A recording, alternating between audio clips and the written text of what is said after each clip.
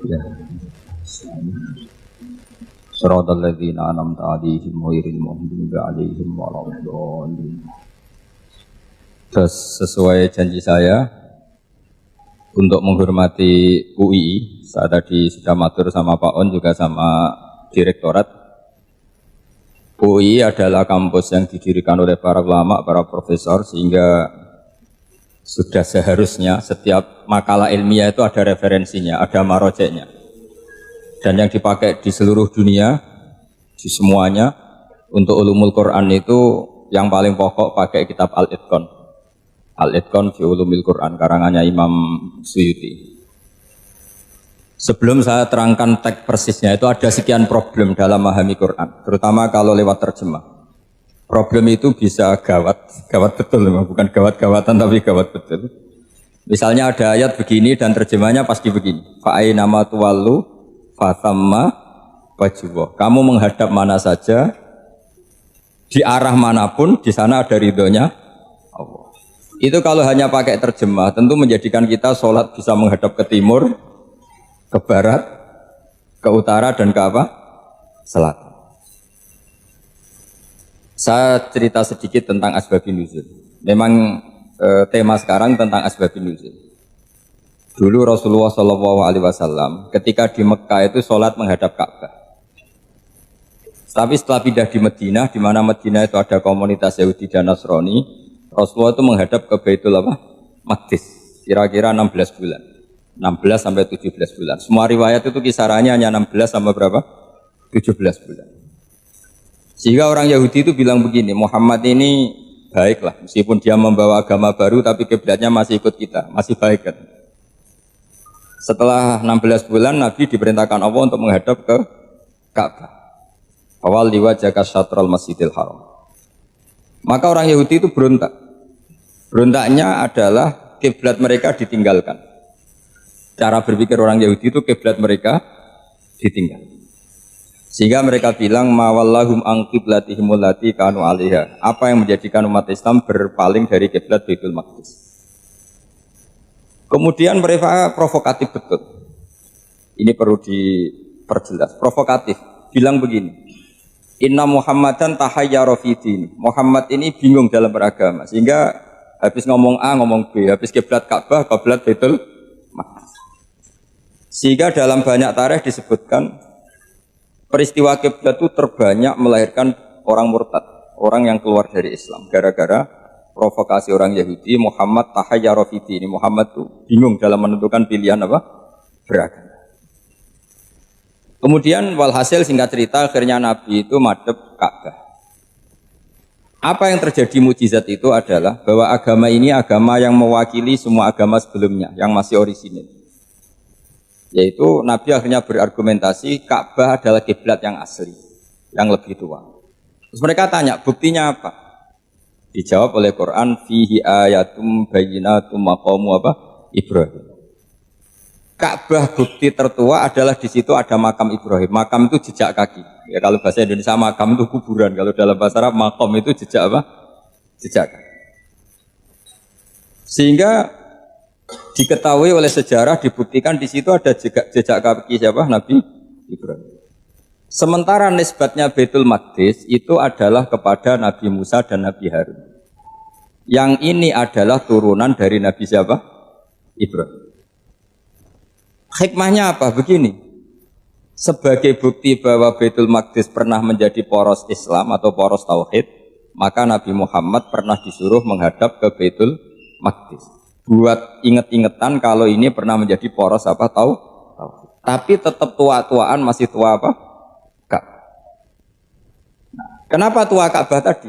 Karena Ibrahim adalah Abul Anbiya, bapak dari para.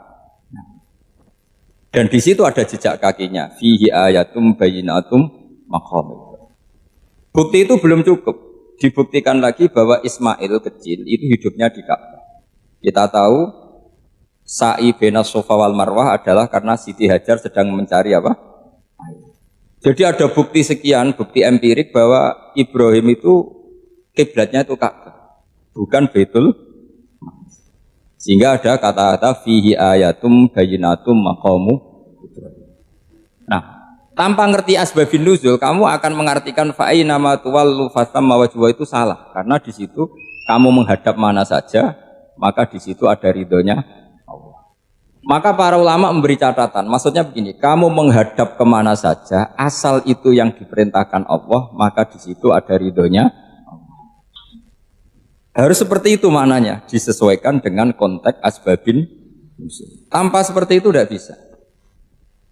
Dan masih banyak lagi kepentingan tentang asbabun nuzul. Jadi problem sekarang adalah banyak mufassir yang hanya mengartikan dari terjemah. Itu bahaya sekali. Jika ada orang yang menikah secara mut'ah, itu kan mirip kayak transaksi zina. Mereka berdalil famastamta'tum bihi minhunna fa'atuhunna ujurahun. Perempuan yang sudah kamu nikmati, yang penting kamu bayar. Terjemahnya seperti itu. Karena ujur itu jamaknya ujroh. Itu fatal sekali. Padahal ayat itu begini, settingannya begini, setting siakul kalamnya atau asbabun nuzulnya begini. Jadi sekaligus, memang saya sengaja ngaji dengan tema yang berat, bentuk penghormatan pada yang ngaji. Kalau temanya ringan kan kayak TPQ. Jadi ini supaya gue keren-kerenan, ini ada doktor, Pak Oni pernah dekan Fakultas Hukum. Jadi kalau saya nanti salah tinggal ditangkap saja, gampang kan? Tapi nangkap saya berurusan dengan Tuhan. Jadi kalau orang dekat Allah itu yang tanggung jawab itu Allah. Jadi dia bisa menang di kepolisian tapi kalah di hukum Tuhan. Jadi kalau berhadapan-hadapan dengan saya. Begini asbabun nuzulnya begini. Wal muhsanatu minan nisa yang awal juz 5 itu, ya kita santai aja. Yang awal juz 5 itu sebetulnya maktuf, diatafkan pada ayat hurrimat alaikum ummahatukum wa banatukum wa akhwatukum wa ammatukum wa kholatukum wa banatul akhi wa banatul ukhti. Jadi perempuan yang haram dinikah itu ada 7. Yang faktor nasab, yaitu siapa? Ibu, putri, saudara putri, bulik dari bapak, ammah itu bulik dari bapak, kholah itu bulik dari ibu, keponakan dari saudara lelaki, keponakan dari saudara perempuan. Ini disebut haram karena nasab gen. Kalau orang Jawa bilang hanya 4 karena ngitungnya bulik baik dari bapak maupun ibu. Kalau orang Jawa bilang kan bulik terus keponakan dihitung 1. Padahal ada keponakan dari saudara lelaki, ada keponakan dari saudara apa? Perempuan. Wa banatul akhi wa banatul ukhti. Terus kedua haram karena rodok. Kita tahu dalam hukum Islam rodok adalah sama dengan nasab. Jadi ibu yang pernah menyusui kamu berarti jadi ibu kamu. Dan saudara sepenyusuan berarti menjadi saudara kamu. Ini disebut wa ummahatukumul lati arda'nakum wa akhwatukum minar arda'nakum. Terus ketiga haram karena musoharoh, karena besanan. Jadi pagi ini misalnya saya nikah dengan Sri, bilang qabil tu nikaha wa taswijaha bil mar'il madkur. Setelah nikah dengan Sri ini otomatis ibunya dia menjadi mertua. Otomatis haram saya apa? Nikah. Ini namanya haram karena musoharoh. Atau kamu punya anak Zaid. Zaid pagi ini akad dengan Sri. Berarti Sri adalah menantu Anda. Otomatis haram bagi Anda. Itu namanya haram karena musoharoh, karena bisanan.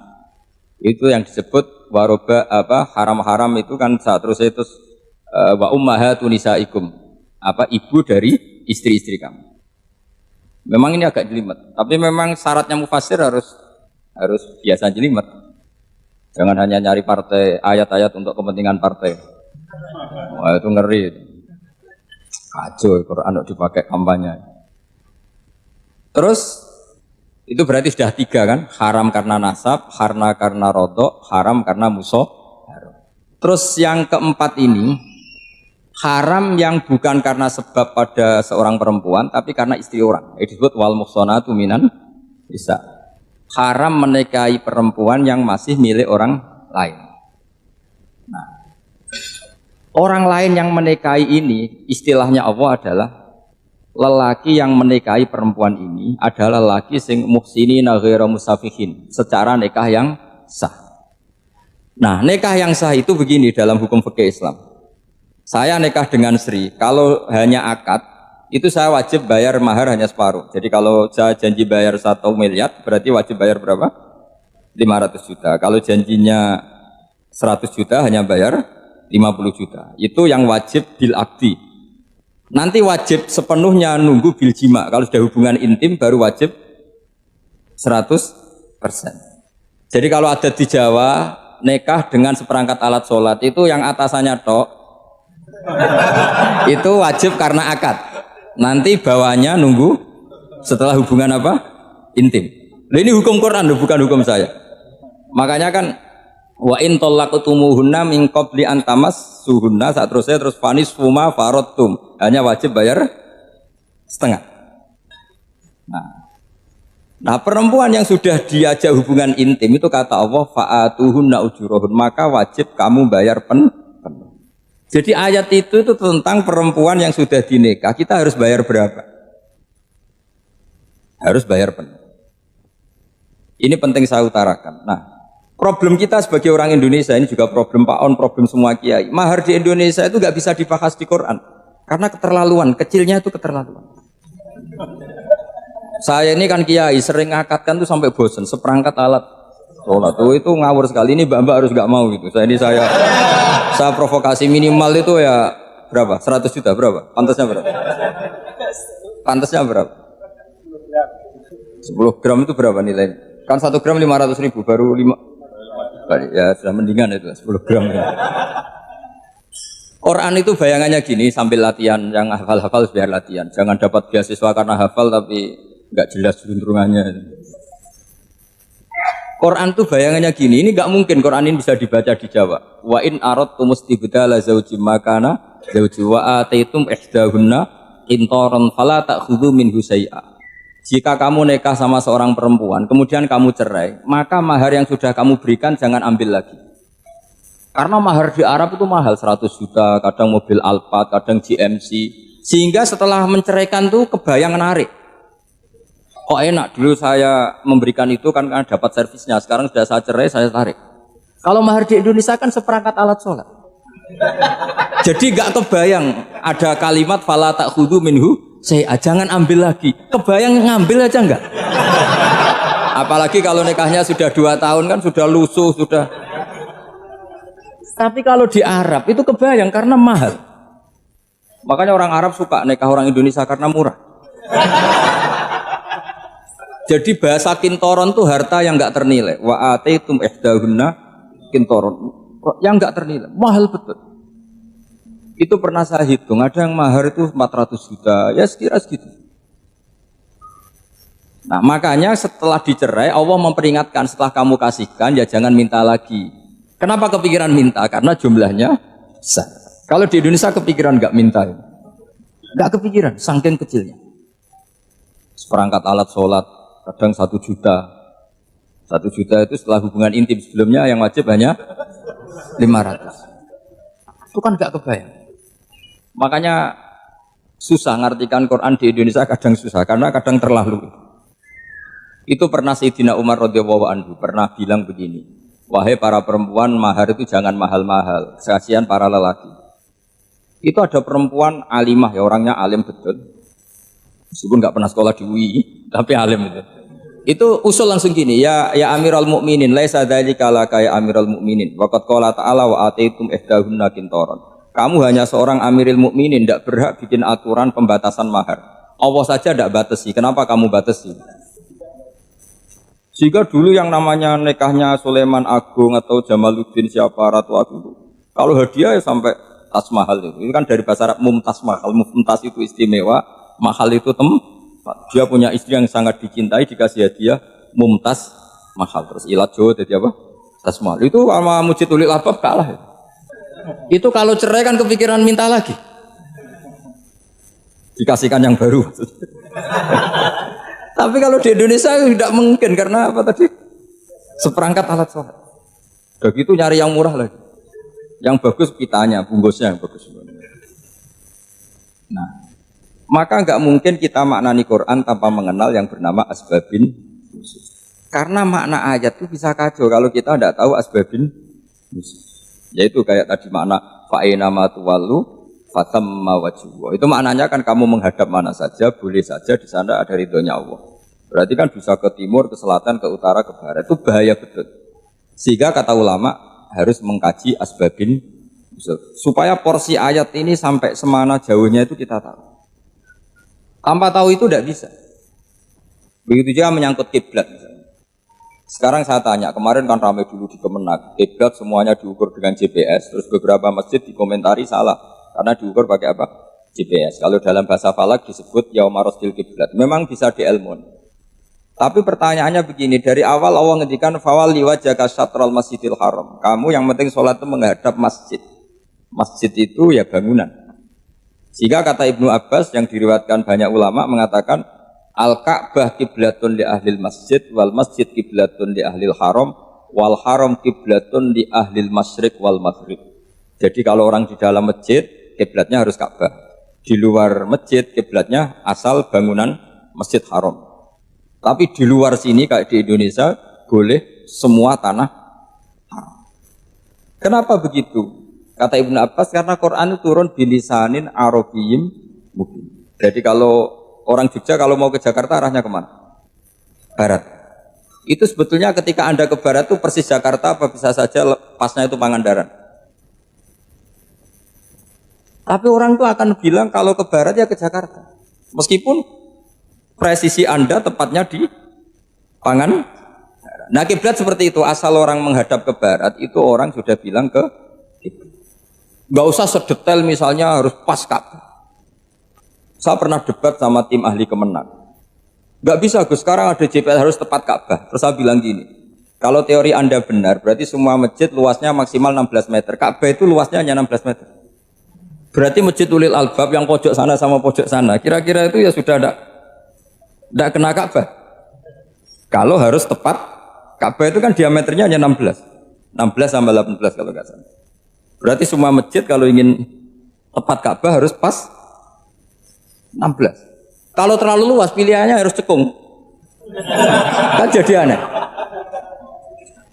Makanya saya itu sering Pak, dulu saya ini biasa debat fikih. Kalau di tradisi pesantren namanya Basul Masail. Saya punya teman yang paling kurang ajar, yang paling saya kenang dalam sepanjang sejarah. Dulu itu kalau debat fikih itu ya seru. Kalau aturan fikih kan gini, soft paling baik itu kan soft pertama. Baru kedua, baru ketiga. Yang paling keren kan soft awal, soft. Terus teman saya bilang gini Pak, ya kalau gitu gini aja Gus, desain masjid itu memanjang utara selatan. Biar semuanya soft awal. Gara-gara didesain begini kan ada soft 2, soft 3. Apa susahnya? Kita bikin mulai awal supaya masjid itu memanjang utara apa? Selatan. Supaya semuanya soft awal.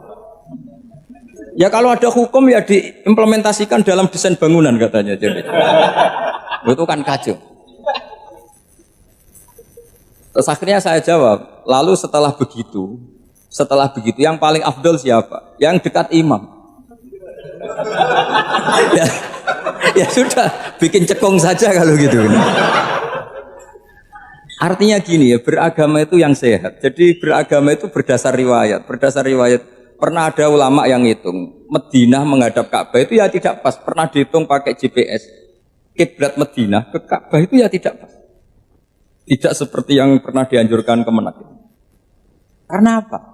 Agama ini ngikuti bilisanin arabiyyin mungkin. Seperti jenengan gini. Semua ini istilahnya apa? Menghadap Gus Bah. Padahal ada yang agak sana, agak sana. Semuanya ngaji sama siapa Gus? Ya sudah. Istilahnya bertatap muka. Memangnya kita benturan.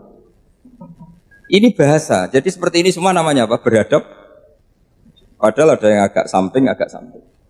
Ka'bah juga gitu. Sebenarnya tidak se-ekstrim yang dibayangkan orang-orang. Cuma kalau bisa tepat, ya kita harus tepat. Tapi tetap saja tidak perlu 16 apa? Meter. Fa'aina ma tuwallu fatamma wajhuhu itu artinya menghadap. Menghadap itu menghadap arah. Makanya Allah tidak ada fawal liwajhaka nahwal Ka'bah, tapi fawal liwajhaka syatrul Masjidil Haram. Jadi ini penting saya utarakan supaya kita familiar dengan istilah-istilah Quran. Istilah Quran itu gampang kok sebenarnya. Kalau kita kaji itu gampang. Problem kita tidak pernah mengkaji, jadi semuanya asing. Kalau kita mengkaji itu gampang sekali. Saya punya sekian cerita betapa pentingnya mengkaji Quran. Harun Ar-Rasyid itu dinasti Bani Abbasiyah. Itu pinter sekali. Ada seorang ustadz yang agak ekstrim. Itu datang ke Harun Ar-Rasyid. ya Amirul Mukminin, inni nasihun laka famusaddidun alaika. Fala tajidanna alayya fi nafsika syai'an. Saya mau nasihati kamu tapi saya mohon jangan masukkan hati. Karena nasihat ini penting. Tapi saya akan keras, vulgar, akan keras, kritik saya akan keras karena Anda sebagai Amirul Mukminin tidak becus. Apa kata Amirul Mukminin Harun Rasyid? Uskut ya Ustadz. Sebagian riwayat uskut ya jahil. Kamu itu Ustadz bodoh, tidak usah banyak omong. Terus ditanya, kenapa saya bodoh? Terus dibacakan ayat faqula lahu qaulal layyinal la'allahu yatadzakkaru aw yakhsha. Inna Allaha ta'ala qad arsala man huwa khairun minka ila man huwa syarrun minni. Wa ma'a dzalika qala ta'ala faqula lahu qaulal layyin. Allah pernah menugaskan seorang yang lebih baik ketimbang kamu, yaitu Musa dan Harun. Musa dan Harun adalah seorang nabi. Kepada orang yang lebih buruk ketimbang saya, yaitu Fir'aun.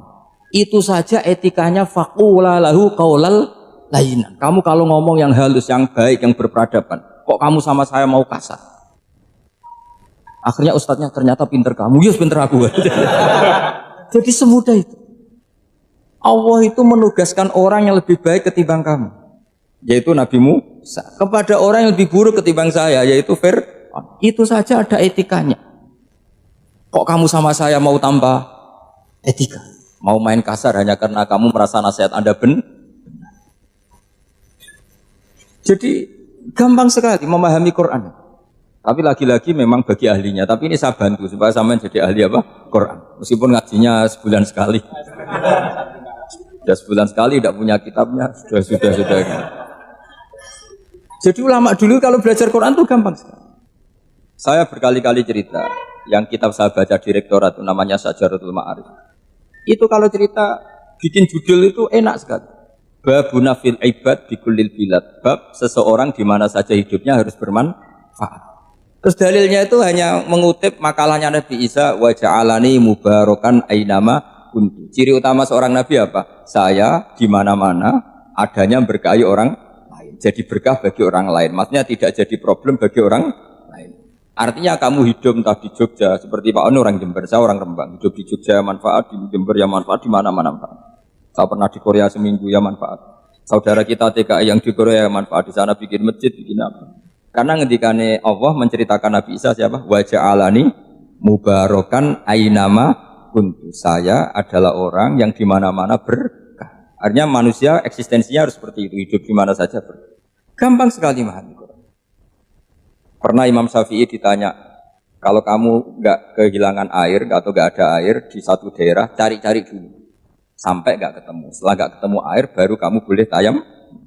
Imam Syafi'i ditanya, apa dalilnya harus mencari dulu? Kalau nggak ada air ya langsung tayamum saja. Kenapa harus nyari-nyari dulu? Jawabnya Imam Syafi'i itu gampang sekali. Qala ta'ala falam tajidu ma'an. Kemudian kamu tidak menemukan air. Di mana-mana tidak menemukan setelah mencari. Kalau belum mencari namanya tidak tahu. Kan ayatnya kan falam tajidu ma'an. Kemudian kamu tidak menemukan air. Tidak menemukan tuh nyari dulu apa langsung ambil sikap? Nyari dulu baru kesimpulannya tidak ketemu. Kalau belum pernah nyari namanya tidak tahu. Segampang itu ulama dulu memahami Quran karena konstruksinya utuh. Yaitu mereka tahu betul bahwa Quran itu bilisanin Arabiyyin. Ketika Futuhat Syam dulu itu dikuasai tentara Romawi. Era Sayyidina Umar Futuhat. Yerusalem dikuasai tentara Islam. Itu awal Sayyidina siapa? Umar radhiyallahu anhu. Ketika Futuhat mau ada pesta besar-besaran. Tapi Umar menolak. Ketika menolak, kenapa Anda menolak? Beliau hanya baca ayat Inna Allaha ta'ala ayyara qauman faqala adhabtum thayyibatikum fi hayatikumud dunya. Allah itu mengkritik satu komunitas kaum yang zaman di dunia menghabiskan semua kenikmatan. Maka kita tidak perlu syukuran besar-besaran. Jangan-jangan jatah kita di akhirat kita habiskan di dunia. Itu adhabtum thayyibatikum fi hayatikumud. Semudah itu ulama. Rasulullah pernah dahar, pernah makan karena 3 hari gak makan. Cara Indonesia gak makan nasi, gak makan daging sudah lama sekali. 3 hari Nabi hanya makan kurma dan air putih. Pernah Nabi gak makan roti sampai 3 hari. Kalau Indonesia mungkin gak makan nasi. Di hari ketiga Ada sahabat yang berbaik hati, Nabi disembelihkan kambing, dipotongkan kambing, Nabi disuruh dahar. Itu baru dahar setengah piring, Nabi berhenti. Ketika ditanya, setengah piring itu kan sudah kuat untuk sholat, untuk apa sudah kuat. Ditanya, ya Rasulullah kenapa berhenti? Bukankah engkau tidak makan ini 3 hari? Nabi menjawab, walatus alunna yauma idzin anin naim. Semua nikmat yang saya rasakan nanti ada pertanggungjawabannya. Makanya saya tidak ingin banyak-banyak. Wah itu kalau diterapkan di sini enggak populer. Makanya saya tahu gayanya ngaji Quran itu enggak siap dengan konsep-konsep Quran itu. Jadi segampang itu orang dulu. Nah karena apa ya itu tadi? Mereka tahu asbabun nuzul. Quran itu diturunkan dalam konteks apa? Lafaz ini arahnya kayak apa? Mutlak muqayyadnya kayak apa? Muhkam mutasabihnya kayak apa? Nasah mansuhnya kayak. Nah sedikit saya cerita ini mungkin contoh terakhir supaya agak lama-lama, nanti bingung kalau lama. Yang bingung ya saya, bingung cara memahamkan. Jadi kalau guru itu kan bingung cara memahamkan, kalau murid bingung cara memahami. Gak tahu tingkat kebingungannya sama. Kalau guru itu bingung cara memahamkan, kalau murid bingung cara. Jadi ini pertemuan 2 kelompok bingung. Yang satu bingung cara memahamkan. Yang satu bingung cara, kalau orang ekstremis bingung cara merusak suasana, nah, itu nggak benar itu. Ada loh, Rasulullah itu nabi, itu paling pusing yang ngadepi orang-orang yang ekstrim. Karena apa? Cara berpikir itu lompatannya itu nggak tertib. Jadi nabi itu cara berpikir itu kecerdasan nubuah, sementara orang ekstrim cara berpikir itu kecerdasan nafsu, bukan kecerdasan manusia. Kalau manusia masih baik nafsu. Misalnya begini, kalau dalam tradisi nubuah itu, saya dengan Pak Anu berteman lama, mulai tahun 2000 berapa. Itu kalau Pak Anu bertamu ke saya, harusnya tidak usah tak kasih makan, karena sudah dekat. Tapi kalau kenalan baru itu dikasih makan, disangoni. Jadi Nabi itu perilakunya agak unik. Akhirnya ada orang yang cara berpikir itu dangkal, ya Rasulullah ini tidak fair. Yang iman lama tidak diservis, yang iman baru diservis.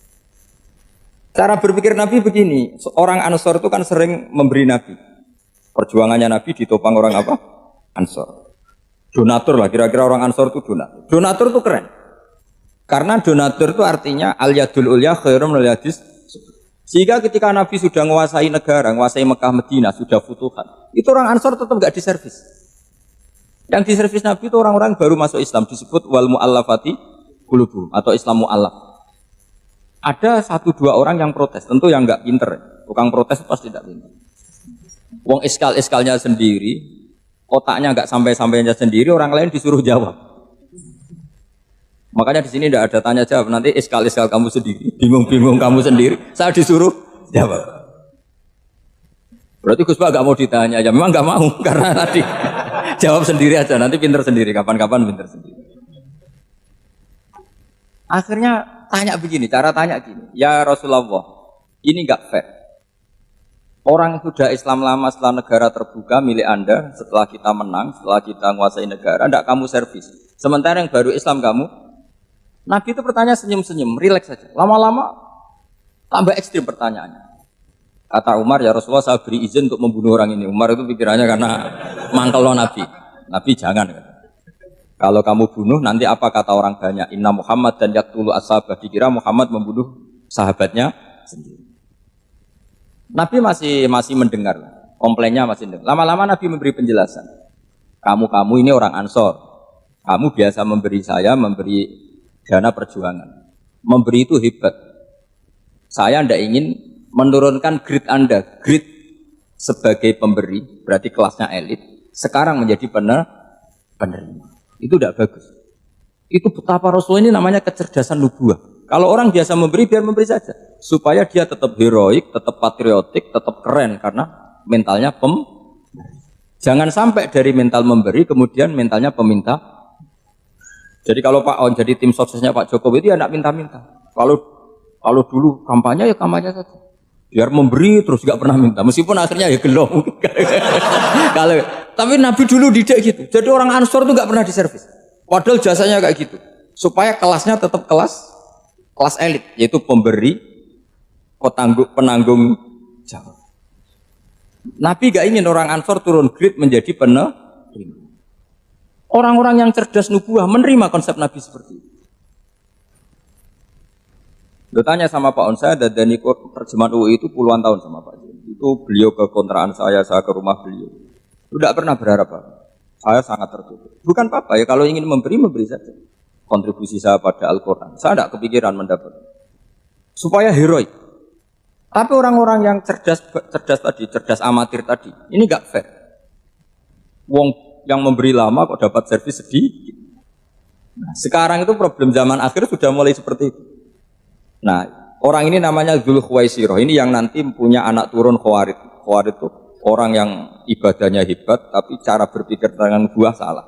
Orang lagi Khawarid itu orang yang ibadahnya hebat, tapi cara berpikir nubuah salah. Nubuah itu unik. Nubuah itu cara berpikir tadi. Apa ya? Melihat sesuatu yang benar biar benar terus gitu. Yaitu tadi, mental memberi itu ya biar memberi terus, tidak usah di-share. Maka ketika Abu Bakar jadi khalifatul Rasulillah, itu ada sistem kepegawaian. Itu gajinya Umar yang sudah Islam lama, gajinya Abu Bakar yang sudah Islam lama. Itu sama Abu Sufyan sama, padahal Islamnya Abu Sufyan baru setelah Fatih Mekah, kira-kira baru setahun. Terus diprotes sama orang-orang, ini Islam lama kok gajinya sama Islam yang baru setahun kok sama. Kata Abu Bakar, fadailuhum indallah, mereka punya kelebihan Islam lama itu indallah, nanti balasannya biar surga. Kalau di dunia sesuai profesinya. Artinya profesi kalau penjaga kantor ya berapa, kalau dosen berapa, pokoknya ya sudah. Dan itu diterima oleh sahabat, semuanya nerima konsep itu. Era Umar agak dibalik. Abu Sufyan kira-kira gajinya 1 juta, yang lainnya yang menangi Nabi mulai awal gajinya 10 juta. Ditanya, ya Umar, kenapa ini jadi rubah seperti kebijakan Abu Bakar, tidak seperti Abu Bakar? Jawabnya Umar lucu. Fawwah la usawwi baina man qatala Rasulullah wa baina man qatala ma'a Rasulillah. Demi Allah saya tidak akan pernah menyamakan orang yang dulu merangi Rasulullah yaitu Abu Sufyan dengan orang sing selawase dari Rasulullah yaitu Sayyidina Ali dan sebagainya. Ini penting. Artinya ketika gajinya orang saya seperti Ali radhiyallahu anhu itu tinggi itu bukan karena lamanya Islam, tapi karena lamanya iman. Jadi mulai dulu ijtihad itu ada dan dulu dia biasa saja. Karena tadi ada kecerdasan nubuah. Saya ulang lagi, ada kecerdasan apa? Sekarang itu kecerdasan toma atau kecerdasan nafsu. Itu kalau sampai ngaji kitab tasawuf, itu bab bakhil itu tidak ada. Menurut kitab tasawuf, medit itu tidak ada, kikir itu tidak ada. Yang ada itu toma. Toma itu berharap dikasih orang lain. Sampai pernah enggak bilang kalau artis-artis di Jakarta kikir? Tidak pernah kan? Karena kamu tidak pernah ingin diberi. Kalau kamu punya pacar karena kenal tidak pernah ditraktir, oh pacar saya kikir. Karena kamu ingin diberi. Pernah enggak kamu hukumi orang lain kikir? Yang enggak kenal. Padahal tidak pernah memberi kamu. Apa? Karena kamu tidak pernah ini. Coba sekarang kamu saya tanya, ini latihan cerdas. Definisi kikir itu apa coba? Enggak pernah memberi kamu kan? Artis-artis Jakarta, tokoh-tokoh nasional pernah enggak memberi kamu? Enggak kan? Tapi enggak pernah kamu vonis kikir karena kamu enggak pernah toma. Tapi pacar kamu kok amin ditraktir terus, atau istri kamu atau mertua kamu kok enggak ngasih warisan, kamu bilang kikir enggak? Sebabnya kikir betul apa karena kamu toma berharap? Toma. Maka di kitab tasawuf itu enggak ada bab kikir, yang ada bab toma. Karena asal usul menvonis orang kikir itu karena tamak. Maka jangan banyak kenal orang, nanti banyak hukum kamu kan gitu. Sombong juga gitu, di tasawuf itu enggak ada bab sombong. Karena orang hukum orang lain sombong itu karena kamu ingin dihormati. Ada orang enggak kenal, terus lewat saja enggak tanya kamu bilang sombong enggak kan? Tapi kalau kenal, oh sombong betul, kenal enggak tanya kan gitu. Jadi tasawuf itu sisi unik dari khazanah Islam. Makanya di tasawuf itu enggak ada kritik terhadap kikir. Ya tentu kikir itu buruk, pasti ya kikir itu buruk. Tapi nggak perlu dikritik. Jangan-jangan yang salah kamu. Mau kenal Pak On di PPAI terus ingin jadi sekretarisnya. Terus ingin kenal Pak Jokowi ingin jadi menterinya. Nanti kenal rektor ingin jadi pegawainya. Ketika nggak diturutin bilang Pak Rektor kikir. Tapi orang lain ya Kak pernah berharap. Mungkin nggak menvonis Pak Rektor atau Pak On ini kikir, enggak kan? Berarti vonis kikir itu status orang itu apa nggak kesampaian niat kamu? Memang agak jelimet ilmu tasawuf itu, tapi itu unik, itu bagian dari khazanah apa? Islam. Makanya Rasulullah itu sering isti'adzah minta perlindungan wa min toma'in fi ghairi matma'in. Ya Allah, saya tidak ingin berkeinginan yang tidak layak. Karena semua dunia ini dimulai dari keinginan. Coba kamu protes negara itu karena apa? Ingin makmur, sejahtera tanpa kerja, sehingga nyalakan menteri keuangan, menteri ini itu. Makanya kalau guyonannya ulama tasawuf gini, tak beri bocoran. Guyonannya orang tasawuf, begini guyonannya. Anta lam tajid min nafsika kullama turid, fa kaifa turidu min ghairika kullama turid. Kamu yang punya keinginan saja tidak bisa memenuhi apa yang kamu inginkan. Kenapa keinginan itu kamu timpakan ke orang lain untuk memenuhi kamu? Wong kamu yang punya keinginan saja tidak bisa mewujudkan. Kenapa keinginan Anda kamu timpakan, bebankan orang lain untuk memenuhi keinginan Anda? Misalnya kamu, Gus saya ini goblok, tolong pinterkan. Wong kamu yang ini saja tidak bisa. Kok menyuruh saya? Jadi kalau tiap tasawuf itu unik. Seperti kamu mencintai istri tulen, itu ingin kan dicintai istri tulen. Kamu sendiri kan nggak bisa cinta tulen, masih pelengahan sana sini. Kamu pacaran, ingin pacar kamu setia. Ternyata kamu bikin sekian alternatif. Kalau putus ini punya ini, putus ini. Tapi kamu ingin ini setia, kan nggak fair. Makanya guyonanya orang tasawuf itu, anta lam tajid min nafsika kullama turid, fa kaifa turidu min ghairika kullama turid. Gampang tuh apalane, pokoknya ratrit gitu aja gampang.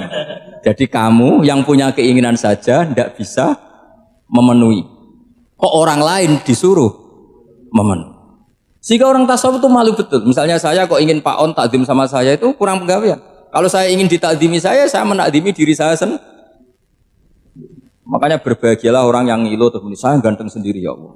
Saya kaya sendiri. Menunggu orang lain bilang kamu kaya itu repot. Menunggu orang lain bilang kamu hebat itu sudah bilang aja ya Allah saya hebat, ya Allah saya ganteng, ya Allah saya cantik. Daripada menunggu orang lain bilang apa? Cantik. Jadi ilmu tasawuf itu unik. Jadi kalau fikih itu yang dikritik itu kikir. Kalau tasawuf enggak tomak. Karena orang yang kamu vonis kikir itu jangan-jangan tidak kikir tapi mementingkan yang lebih penting. Misalnya ada teman yang tidak pernah naksir kamu, ternyata punya ibu sakit, uangnya dianggarkan untuk ibunya yang sakit, atau anaknya sekolah, atau keluarganya masih butuh biaya, ya, sehingga sama teman dia kikir. Hakikatnya kikir apa mementingkan yang penting? Tapi kamu karena nggak pernah ditraktir menvonis kikir. Nah, ini pelajaran. Jadi makanya yang dianteni ilmu tasawuf itu tomak, tamak tadi kalau dalam bahasa Indonesia, bukan kikir. Karena vonis kikir itu akan disematkan orang yang tidak kesampaian hajatnya. Pokoknya bapak saya itu, keluarga kiai itu ajarannya itu. Yang penting jangan berharap dari orang lain. Ini Pak On saksinya, saya dulu benahin terjemah itu nggak pernah ingin diperlakukan seperti ini. Ya ngaji aja. Karena pikirannya keluarga kiai itu sederhana. Kalau ngamal ya ngamal saja. Ngamal itu heroik. Makanya buyut-buyut kita semua ini kan pahlawan semua. Membela negara Indonesia jadi merdeka. Ya nggak pernah kebayang jadi presiden, menteri. Tapi sekarang nggak, ngamal sedikit saja harus jadi menteri. Jadi ini bahaya kalau dalam kelangsungan bernegara karena orang biasa transaksional. Awal negara ini dibangun berdasar heroik, bukan berdasar apa? Transaksional. Tapi sekarang orang akan membiasakan itu. Apa-apa itu transaksional. Ini tidak bagus untuk kelangsungan bernegara. Apalagi kelangsungan beragama. Sehingga seperti saya ini masih punya desa-desa binaan di Sragen, di pedalaman Papua sekalipun. Saya punya santri banyak di Papua. Itu kalau cerita itu unik-unik. Itu mau Jumatan, itu enggak ada orang 40. Sudah datang setengah 12, itu datangnya 3 jam. Di situ mau ketemu santri 3. Semua, karena ya akhirnya mereka tanya gini Pak, pertanyaannya itu lucu. Gus, boleh enggak Jumatan orang 3? Secara fikih Syafi'i kan harus orang 40. Kemudian mereka tak bilang buat sholat duhur saja. Mereka enggak mau. Wong Jumat kok duhur. Harinya kan Jumat, masa sholatnya? Sehingga kita yang jadi kiai akhirnya nyari fikul madzhabil arba, nyari fikih madzhab 4. Ternyata Imam Malik membolehkan orang 6. Ada yang bilang 12. Yang penting keceluk jamun itu kelompok. Kalau 3 kan belum keceluk apa? Belum disebut apa? Kelompok. Ini penting saya utarakan supaya kita berjuang itu bukan karena sefri seperti ini kayak di Ulil Albab, masjidnya keren, kampus swasta tertua, terus termasuk nomor 1-2 di Indonesia. Oke, kita syukur dengan kebesaran UI. Tapi yang namanya dakwah itu menjadikan orang tidak tahu menjadi tahu, termasuk kepada desa-desa tertinggi. Sama. Yang namanya menteri itu pembantu presiden untuk memenuhi kebutuhan rakyat banyak. Sekarang misalnya menteri pertaniannya itu hebat, cerdas. Tapi petani nggak mau nandur padi mau apa? Coba yang membantu ketahanan pangan itu para petani mau nanam padi apa karena Menteri Pertanian? Karena petani mau nanam. Ya sudah GR saja, kita pembantu presiden semua. Karena ikut menyumbangkan ketahanan pangan. Tapi kamu kan nggak digaji, kita keren, ngamal tambah harap gaji. Ini penting. Supaya Anda itu nggak hati kecil gitu. Ikut menyumbang negara tanpa ingin dapat gaji. Keren nggak? Dan itu nubuah. Apa? Nubuah. Orang Ansor itu seperti itu. Sehingga ketika Rasulullah wafat dan ada kompetisi kepemimpinan, itu orang Ansor gak ikut. Sudah kita makmum saja, silahkan dibagi di saking baiknya orang Ansor. Nah, makanya saya ulang lagi ya. Kecerdasan nubuah ini yang gak difahami orang Khawarij. Orang Khawarij cara berpikir yang kerja banyak harus dapat banyak. Sementara kecerdasan nubuah enggak. Yang biasa memberi terus memberi saja biar derajatnya tetap al-yadul ulya.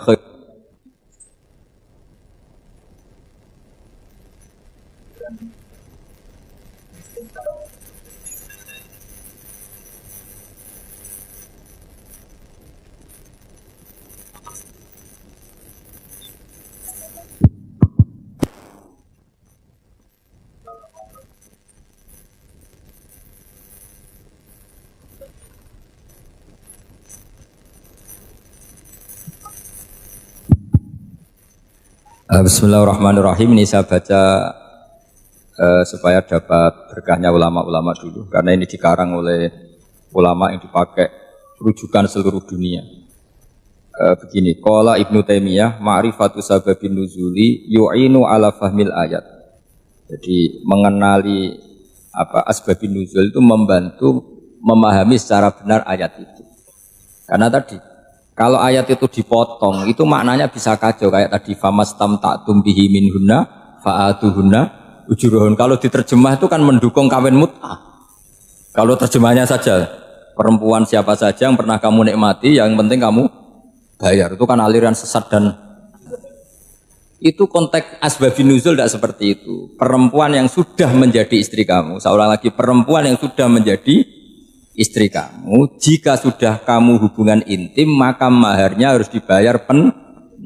Tapi kalau belum hubungan intim maharnya hanya wajib separuh. Fanisfu ma faradtum illa ayafuna au ya'falladzi biyadihi uqdatun nikah. Tapi tadi kalau di Indonesia gimana Gus? Itu yang repotnya, maharnya itu tadi mukena atasan dan apa? Bawahan. Wah kacau kalau di Indonesia itu. Sehingga kita bingung kalau dalam logika Arab kan gitu. Bayangannya kalau cerai, kata Allah, fala ta'khudhu minhu syai'at. Harta yang sudah kamu berikan ke istri jangan diambil lagi. Sampai dilarang ngambil tuh karena jumlahnya banyak, sehingga kepikiran ngambil. Kalau di Jawa nggak usah dilarang, sudah tidak akan ngambil karena rukuhnya sudah lusuh. Itu susahnya baca Quran di Jawa ya. Karena dari awal maharnya terlalu apa? Kecil.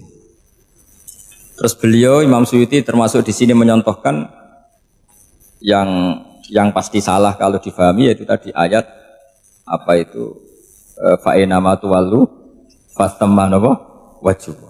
Jadi beliau terus meringatkan betapa pentingnya mengenali asbabin nuzul. Karena asbabin nuzul itu gampang. Saya ulang lagi, asbabin nuzul itu gampang.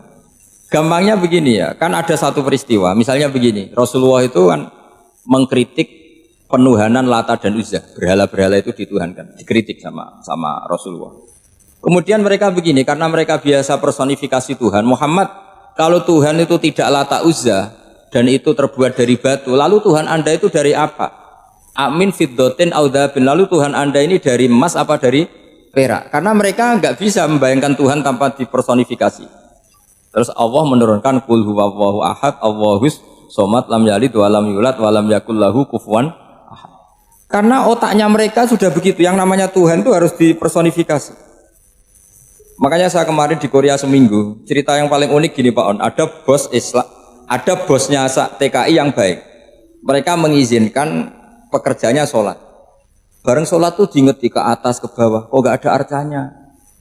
Sehingga setelah sholat dibilang, Apa saya berikan berhala sekalipun? Karena gak kebayang ada orang sholat kok tanpa berhala, tanpa Tuhan. Yang kamu sembah itu mana? Kok gak ada? Apa tak belikan? Jadi unik. Nah teman saya yang satu unik lagi, dia termasuk pegawai Garuda yang derekno saya ke Korea itu orang pegawai Garuda. Dia karena orang kaya biasa ke Eropa kemana-mana itu. Singkat cerita dia sholat di mall karena nganggep Korea itu sudah negara maju kayak Eropa. Setelah sholat di mall pas asar itu, security-nya nelpon polisi. Pak polisi di sini ada ritual teroris. Jadi kalau menamakan sholat itu ritual teroris. Jadi artinya apa? Ritual-ritual yang kita lakukan itu macam-macam cara pandang. Orang ateis itu kan Cina kan Korea itu kan ya Cina lah, Korea, Jepang, RRC itu kan sipit ini. Itu ya yang namanya ibadah sembahyang harus ada patungnya atau ada arcanya atau ada benda-benda itu. Orang Islam kan nggak ada sama. Makanya mereka itu kok bisa? Problemnya kita, saya ulang lagi, ini problem ya. Problemnya kalau ada itu ya repot. Begini misalnya, ini masih tentang asbabun nuzul. Ini contoh terakhir tentang masih asbabun nuzul. Umar radhiyallahu anhu, sahabat Umar itu kalau mencium hajar aswad itu sambil gedumel. Tidak berdoa tapi gedumel. Masyhur itu ada di Bukhari. Alim tu annaka hajarun la tadurru wa la tanfa walau la anni ra'aitu Rasulullah qabbalaka ma qabbaltuka. Saya tahu loh. Nyium hajar aswad dicium tapi sambil gedumel. Saya tahu loh kamu hanya batu, enggak mandoroti, enggak manfaati. Kamu jangan GR, saya cium itu jangan GR. Kalau saja saya tidak melihat Rasulullah mencium kamu, maka saya ada sudi nyium kamu. Dah gitu aja. Terus itu tiap nyium hajar itu tidak doa. Kalau kamu kan enggak minta kaya, minta macam-macam. Kalau Umar malah gedumel. Nah, kenapa demikian? Itu ada asbabun nuzulnya. Umar itu saksi sejarah. Ketika Rasulullah Fathi Mekah, Nabi kan tawaf terus mencium hajar. Itu di belakang masih banyak orang kafir. Kebetulan Umar masih di sana. Sudah Islam Umar, tapi dia di belakang. Dengar orang-orang kafir, Muhammad itu tua aneh. Katanya melarang nyembah batu. Ternyata dia nyembah batu. Jadi Nabi nyium hajar aswad itu dikira nyembah batu. Katanya ngelarang nyembah batu, tapi dia kok nyembah batu. Karena Nabi mencium hajar aswad. Nah karena untuk menghilangkan stigmasi itu, Umar tiap nyium hajar aswad ngomong gitu. Andai kan ada sound system, mungkin jadi sound system. Supaya jelas bahwa penciuman ini bukan karena menyembah. Artinya mudah sekali kenapa Umar ngomong gitu, karena asbabun nuzulnya seperti itu. Coba kalau kamu tidak tahu asbabun nuzul, Umar maksudnya gimana tuh? Gak doa, gak apa, kok malah ngomong gitu kan?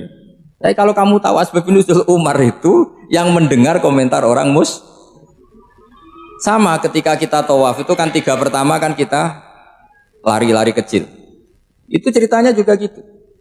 Rasulullah itu hidup di Medina, terus diterkenalkan miskin. Medina itu kota wabak, kota penyakit, endemik. Dulu Medina, Yasrib itu kota endemik. Sehingga kata orang kafir-kafir Mekah, yaji ulihadal bait kaumun qad wahanat hum huma Yasrib. Nanti akan datang satu komunitas kaum yang sudah lemas karena kena penyakit TBC dari Yasrib. Nabi dengar itu makanya terus bilang ke para sahabat, tunjukkan kalau kamu kuat dengan cara lari 3 kali. Terus pakai pakaian yang kelihatan maco, yaitu yang dipakai lelaki-lelaki itu. Bahunya dikelihatan. Nah, setelah Rasulullah wafat, Umar menggantikan beliau setelah Abu Bakar. Umar bilang gini, sebetulnya tawaf seperti ini, yaitu lari pertama 3 putaran pertama lari dan memperlihatkan pundak seakan-akan orang maco itu sudah enggak perlu karena alasan itu sudah tidak ada. Tapi ini tinggalan Rasulullah, maka jangan rubah ya, tetap seperti ini. Akhirnya meskipun sudah tidak ada alasan tadi menjawab stigmasi orang kafir, tetap tawaf seperti itu. Jadi memang agama itu unik. Kadang kita harus tahu alasannya, tapi alasan itu kalau menjadi mahatul hukmi, pijakan hukum salah. Misalnya kamu terus bilang gini, ya berarti tawaf sekarang bebas, gak perlu seperti itu. Kan alasan itu sudah tidak ada. Nah di sini pentingnya riwayat. Riwayat itu begini, logikanya sudah nggak ada, tapi kaifiah itu, cara itu masih kita terus. Dan itu memang saya ulang lagi harus tahu asbabun nuzul. Saya beri contoh ya misalnya, wa idza darabtum fil ardi falaysa 'alaikum junahun an taqsuru minas sholat. Terus ayat di mana? In khiftum ayyaftinakumul ladzina kafaru. Jika kamu pergi dalam keadaan takut ditangkap orang kafir atau takut diculik orang kafir, maka kamu boleh mengqashar sholat. Itu jelas ada ayat in khiftum ayyaftinakumul ladzina kafaru. Jika kamu takut diculik orang kafir. Sehingga ketika ba'da Fathi Mekah, setelah Mekah dikuasai Islam, Umar tanya, ya Rasulullah, kenapa engkau masih sholat qashar? Bukankah kita sudah aman? Waqad qala ta'ala in khiftum ayyaftinakumul ladzina kafaru. Allah ngendikan boleh mengqashar itu kalau dalam kondisi takut. Waqad kunna fi amrin, sekarang kita sudah aman. Jawabannya Rasulullah itu unik. Ya Umar, hadhihi shadaqatun faqbalu shadaqah. Ini sedekahnya Allah, bonus, sudah terima saja, enggak usah catatan-catatan gitu. Sehingga era Umar ya ada lagi yang tanya Umar begitu. Terus kata Umar, sa'altu dzalika Rasulullah sallallahu alaihi wasallam faqala hadhihi shadaqatu wa faqbalu shadaqah. Sudah ini bonus dari Allah, terima saja. Ini kan unik. Padahal kalau secara disiplin ilmu kan begini. Kamu boleh mengqashar sholat kalau dalam bepergian dan dalam keadaan takut. Logika hukumnya kalau tidak takut, tidak usah. Sama seperti begini. Kamu kalau pergi jauh seperti saya Pak On, itu ngosor sholat apa enggak ngosor kan? Alasannya kalau kosor itu, kalau pergi itu masyakot, repot. Sekarang pergi kita pakai Alphard, pakai Innova, bawa uang, disupirin, itu masyakot enggak? Enggak kan? Tetap boleh jamaah enggak? Boleh. Sebenarnya kamu jamaah itu karena pengetahuan hukum apa karena enak jamaah? Kalau alasannya masyakot, kan sekarang sudah ada. Enggak repot. Ya sudah pakai hadis tadi, ini hadiah, terima saja. Jadi makanya agama itu riwayat. Tapi ada saja ulama yang agak balik loh. Agak balik gini, banyak juga ulama misalnya duwe gawe, ibunya sakit terus ribet jamak sholat. Kenapa? Ribet ngurmat ibu. Makanya ada saja kiai yang duwe gawe mantu itu terus jamak sholat, tapi jangan ikuti. Tapi ada saja karena alasannya jamak itu karena apa? Repot. Ya ada saja, tapi ya jangan ditiru. Cuma saya ini cerita apa yang analisis hukum itu memang agak-agak unik. Jadi tadi kadang Nabi itu ditanya, ya Rasulullah, kita dulu boleh jamak qashar ini kan karena in khiftum ayyaftinakumul ladzina kafaru, takut diancam orang kafir. Sekarang aman, kenapa tetap jamak? Jawabannya Nabi, ini hadiah, terima saja. Ya ada sahabat yang bantah, kenapa Nabi? Allah itu zat yang baik. Kalau sudah ngaji bonus nggak pernah ditarik lagi. Makanya Nabi kalau berdoa itu ya siapa yang disiksa di dunia karena dosanya, fawahu akramu min ayyus sanniya uqubatahu fil akhir. Kalau ada orang salah kok di dunia sudah dikasih sanksi, Allah itu lebih mulia untuk mengulang nanti di akhirat. Akram itu Allah terlalu mulia, maksudnya orang kepikiran wis males ya selesai, tidak akan di. Kalau sampean kan enggak, masih ingin lagi. Jadi itu cara berpikir apa? Nubuah. Jadi berpikir nubuah itu beda. Ada orang pas sujud diinjek sama orang fasik. Diinjek, kemudian si yang sujud tadi, wallahu la yaghfiru wallahu laka, demi Allah tidak akan ngampuni kamu. Itu langsung Allah memberi wahyu sama Nabi di zaman itu. Bilangin yang sejak sujud itu, dia harus minta maaf sama saya, kata Allah. Mangdalladzi ta'ala ala fulan, dia bersumpah bahwa Allah tidak akan memaafkan orang itu. Itu harus diralat. Nabinya iskal, kenapa ya Allah? Yang Tuhan itu saya ini punya sifat dua, bisa menyiksa dan bisa memaafkan. Kenapa dia milih sifat saya satu tidak memaafkan? Akhirnya apa? Orang yang nginjek tadi sama Allah dikasih tobat dan jadi orang soleh. Jadi itu makanya kamu nggak boleh jadi orang ekstrim nyifati Allahnya satu. Gak boleh, Allah tetap bisa yaghfiru liman yasha wa yu'adzibu man yasha. Sifatnya Allah dua ya tetap dua, gak boleh kamu pilih satu. Misalnya kamu kan biasanya gini, yang ghafur untuk kamu, yang sadidul uqab untuk orang lain. Mesti kelakuannya sampean kan begitu. Gak boleh seperti itu. Rasulullah kayak apa bencinya sama Wahsy? Karena Wahsy itu qatilu Hamzah. Yang membunuh Sayyid Hamzah siapa? Itu bencinya bukan main Rasulullah. Sampai maksud-maksud Wahsy. Tapi sama Allah malah diturunkan ayat laisa laka minal amri syai'un aw yatuba alaihim aw yu'adzib. Muhammad, meskipun kamu kekasih saya itu tidak wilayah kamu, memaafkan atau enggak, terserah saya, kata Allah. Ternyata betul, malah Wahsy dikasih tobat. Nah sekarang enggak, orang itu nyifati Allah sama orang lain sadidul iqab, kalau sama dirinya Enggak boleh seperti itu. Allah ya sifatnya tetap dua. Jadi boleh kamu misalnya berdoa, ya Allah mbak yang cantik itu semoga dapat jadi istri saya. Mbaknya juga boleh berdoa, ya Allah naudzubillah min dzalik. Jadi ini adu kekuatan, nanti terserah nanti Allah pihak yang mana. Kayaknya pihak yang perempuan. Karena kasihan kan kalau cantik dapat orang apa? Jelek. Saya tuh andaikan boleh fatwa fikih, yang saya haramkan tuh orang jelek dapat orang jelek. Karena kasihan anak-anaknya, tahu-tahu jelek banget. Jadi kan kasihan itu. Jadi dalam Islam itu seperti itu. Jadi apapun benci kita sama musuh kita, Allah bisa saja memperlakukan musuh kita secara baik. Karena Allah itu yaghfir. Tetap kita harus sifati Allah yaghfiru liman yasha wa yu'adzibu.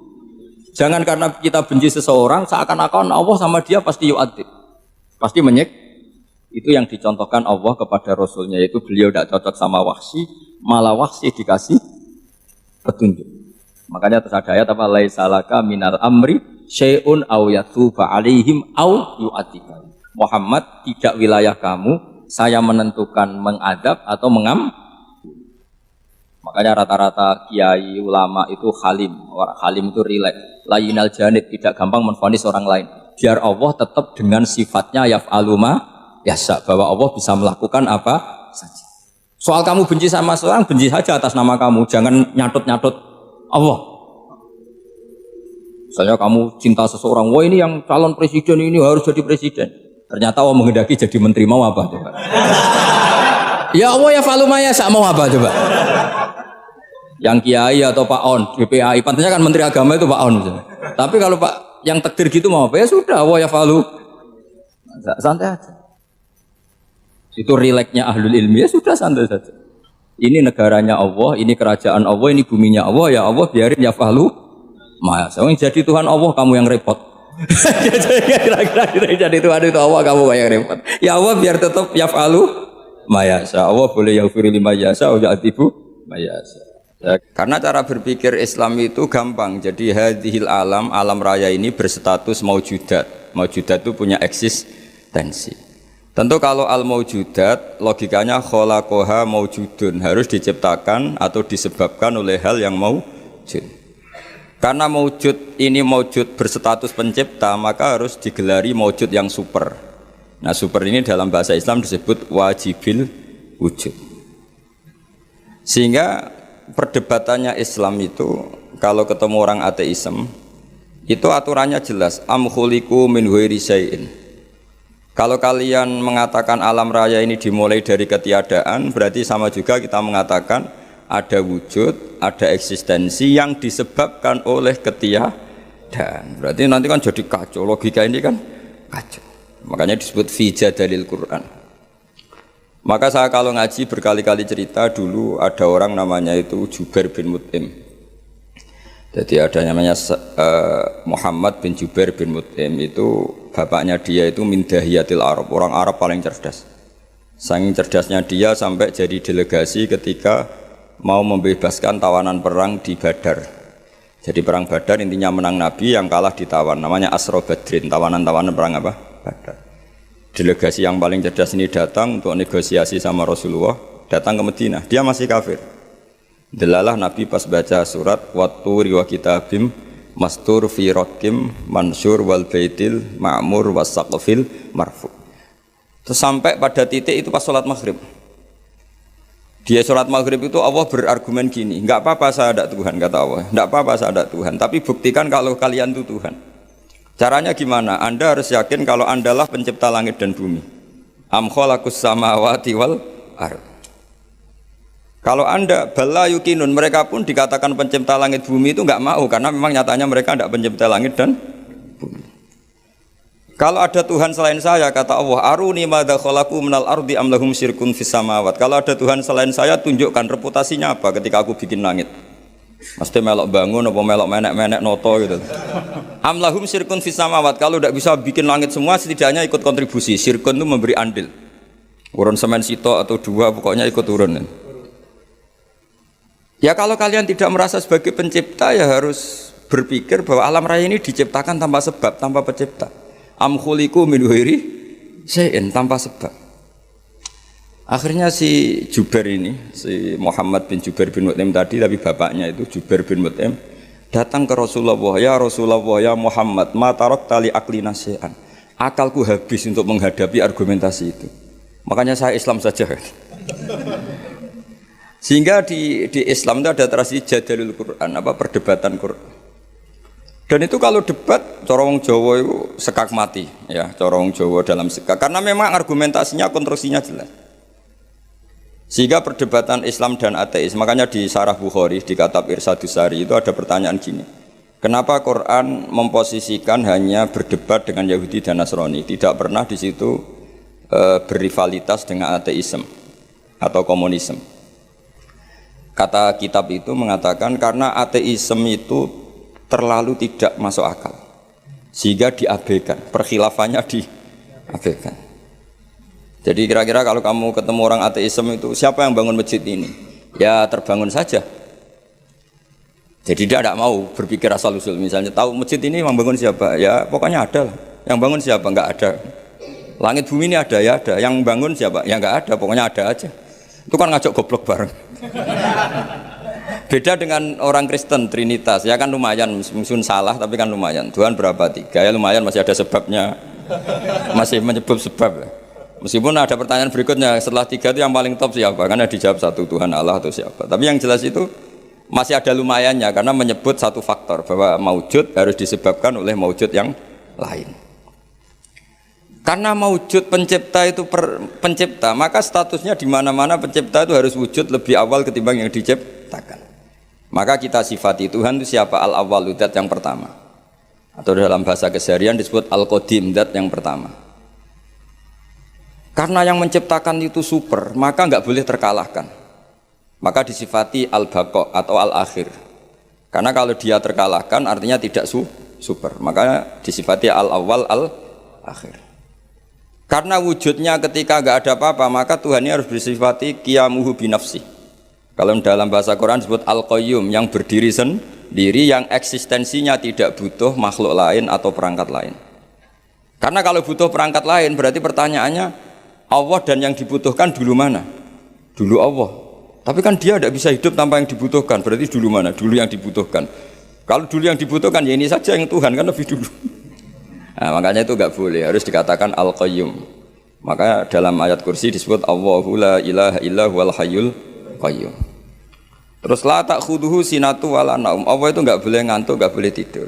Nanti kalau kamu maksiat nunggu pas Allah tidur kan jadi masalah itu. Nah, jadi kalau maksiat jam segini, kenapa? Kan Allah pas tidur, kan kacau. Itu jadalil Quran. Jadi Quran itu kalau bikin logika itu gampang, mudah. Sehingga untuk menentukan Allah sebagai Tuhan itu Allah sering memaklumatkan diri. Kalau kamu ngaku sebagai Tuhan, aruni madza khalaqu minal ardi, tunjukkan ke kami. Aru itu dari kata ari, arya, aru. Jadi tunjukkan ke kami. Madza khalaqu minal ardi, reputasi Tuhan-Tuhan kamu itu ikut apa ketika bumi tak ciptakan? Lalu reputasinya juga ketika langit tak ciptakan, reputasinya apa? Maka Allah dalam surat Kahfi juga ngendikan ma asyattuhum khalqas samawati wal ardi wala khalqa anfusihim. Bahkan saya tidak menemukan mereka, tidak menyaksikan mereka ikut terlibat menciptakan langit dan bumi. Bahkan mereka tidak menciptakan diri mereka sendiri. Misalnya Isa atau Yesus, dia sendiri tidak bisa menciptakan dirinya sendiri. Lalu kok jadi Tuhan itu gimana? Sudah gitu tanggal lahirnya jelas di bumi. Berarti dulu mana? Bumi. Jadi kalau bumi dituhanin dulu saya, harusnya saya yang jadi Tuhan kan gitu, kira-kira seperti itu. Jadi argumentasi Quran itu jelas. Makanya disebut ma asyattuhum khalqas samawati wal ardi wala khalqa anfusihim. Lah itu oleh ulama dibabkan namanya babu jadalil Quran. Bab Quran melatih kita berargumentasi. Dan itu banyak di hadis-hadis. Nabi itu punya sifat selain sidik, amanat, tabligh itu punya sifat fatonah, kecerdasan. Kecerdasan maknanya kecerdasan menjelaskan kebenaran. Dan itu Nabi kalau menjelaskan mudah sekali. Sangat-sangat mudah. Bukan sekedar mudah, sangat-sangat mudah. Karena sahabat itu ya punya mindset. Mindset itu cara berpikir. Kita semua juga punya mindset. Tapi kadang mindset itu salah. Seperti saya misalnya, saya ini di kursi berarti terhormat apa enggak? Ya enggak jelas. Melihat saya di atas kayak terhormat. Tapi melihat disuruh-suruh Pak On itu gak keren sama sekali. Jadi kan statusnya makmur, diperintah. Terus saya dengan jenengan keren mana? Mungkin ada yang bilang keren Gus Bak karena Gus Bak yang ngajar, kamu yang mendengarkan. Ya keren sampean. Sampean malas baca, saya yang baca, terus buruh. Terus sudah Gus, sampean yang menerangkan saja, kita tinggal dengarin. Kan kita bos, tompo mateng gitu. Kalau melihat itu ya keren sampean. Corong Jawa itu nyewakno itu. Jadi kalau orang-orang kaya ingin nonton bal tinggal beli Ronaldo, suruh main terus dia melihat. Nak bener dipuji, kalau enggak dikritik. Namanya bos. Kiai nasibnya gitu. Pas bener dipuji, pas salah dihujat ya loro kabeh dadi kiai gitu. Orang luar dipek enak dhewe, napa dipek enak dhewe. Nabi itu kalau menerangkan, saya ulang lagi. Itu pas guyon ya rasional, pas serius ya rasional. Saya beri sekian contoh. Memang ini sesuatu yang saya tekuni. Saya punya kitab namanya Mizahun Nabi, guyonan-guyonan Nabi. Nabi itu kalau menerangkan kebenaran, sahabat ya punya mindset. Saya ulang lagi punya mindset. Misalnya Nabi pernah ngendikan, "Idzal taqal muslimani bisayfihima fal qatil wal maqtul finnar." Jika dua orang muslim bertarung sama-sama pedang bawa senjata, maka yang membunuh maupun yang dibunuh sama-sama masuk neraka. Masuk neraka loh ya, tidak ada jaminan abadi apa enggak karena ini orang muslim, tapi setelahnya masuk neraka. Terus Nabi dibantah sama sahabat, "Ya Rasulullah, hada al-qatil, fama balul maqtul." Oke, kalau pembunuhnya masuk neraka kita terima, tapi kalau yang dibunuh, dosanya apa kok sampai harus masuk neraka? Nabi jawabannya itu simpel sekali.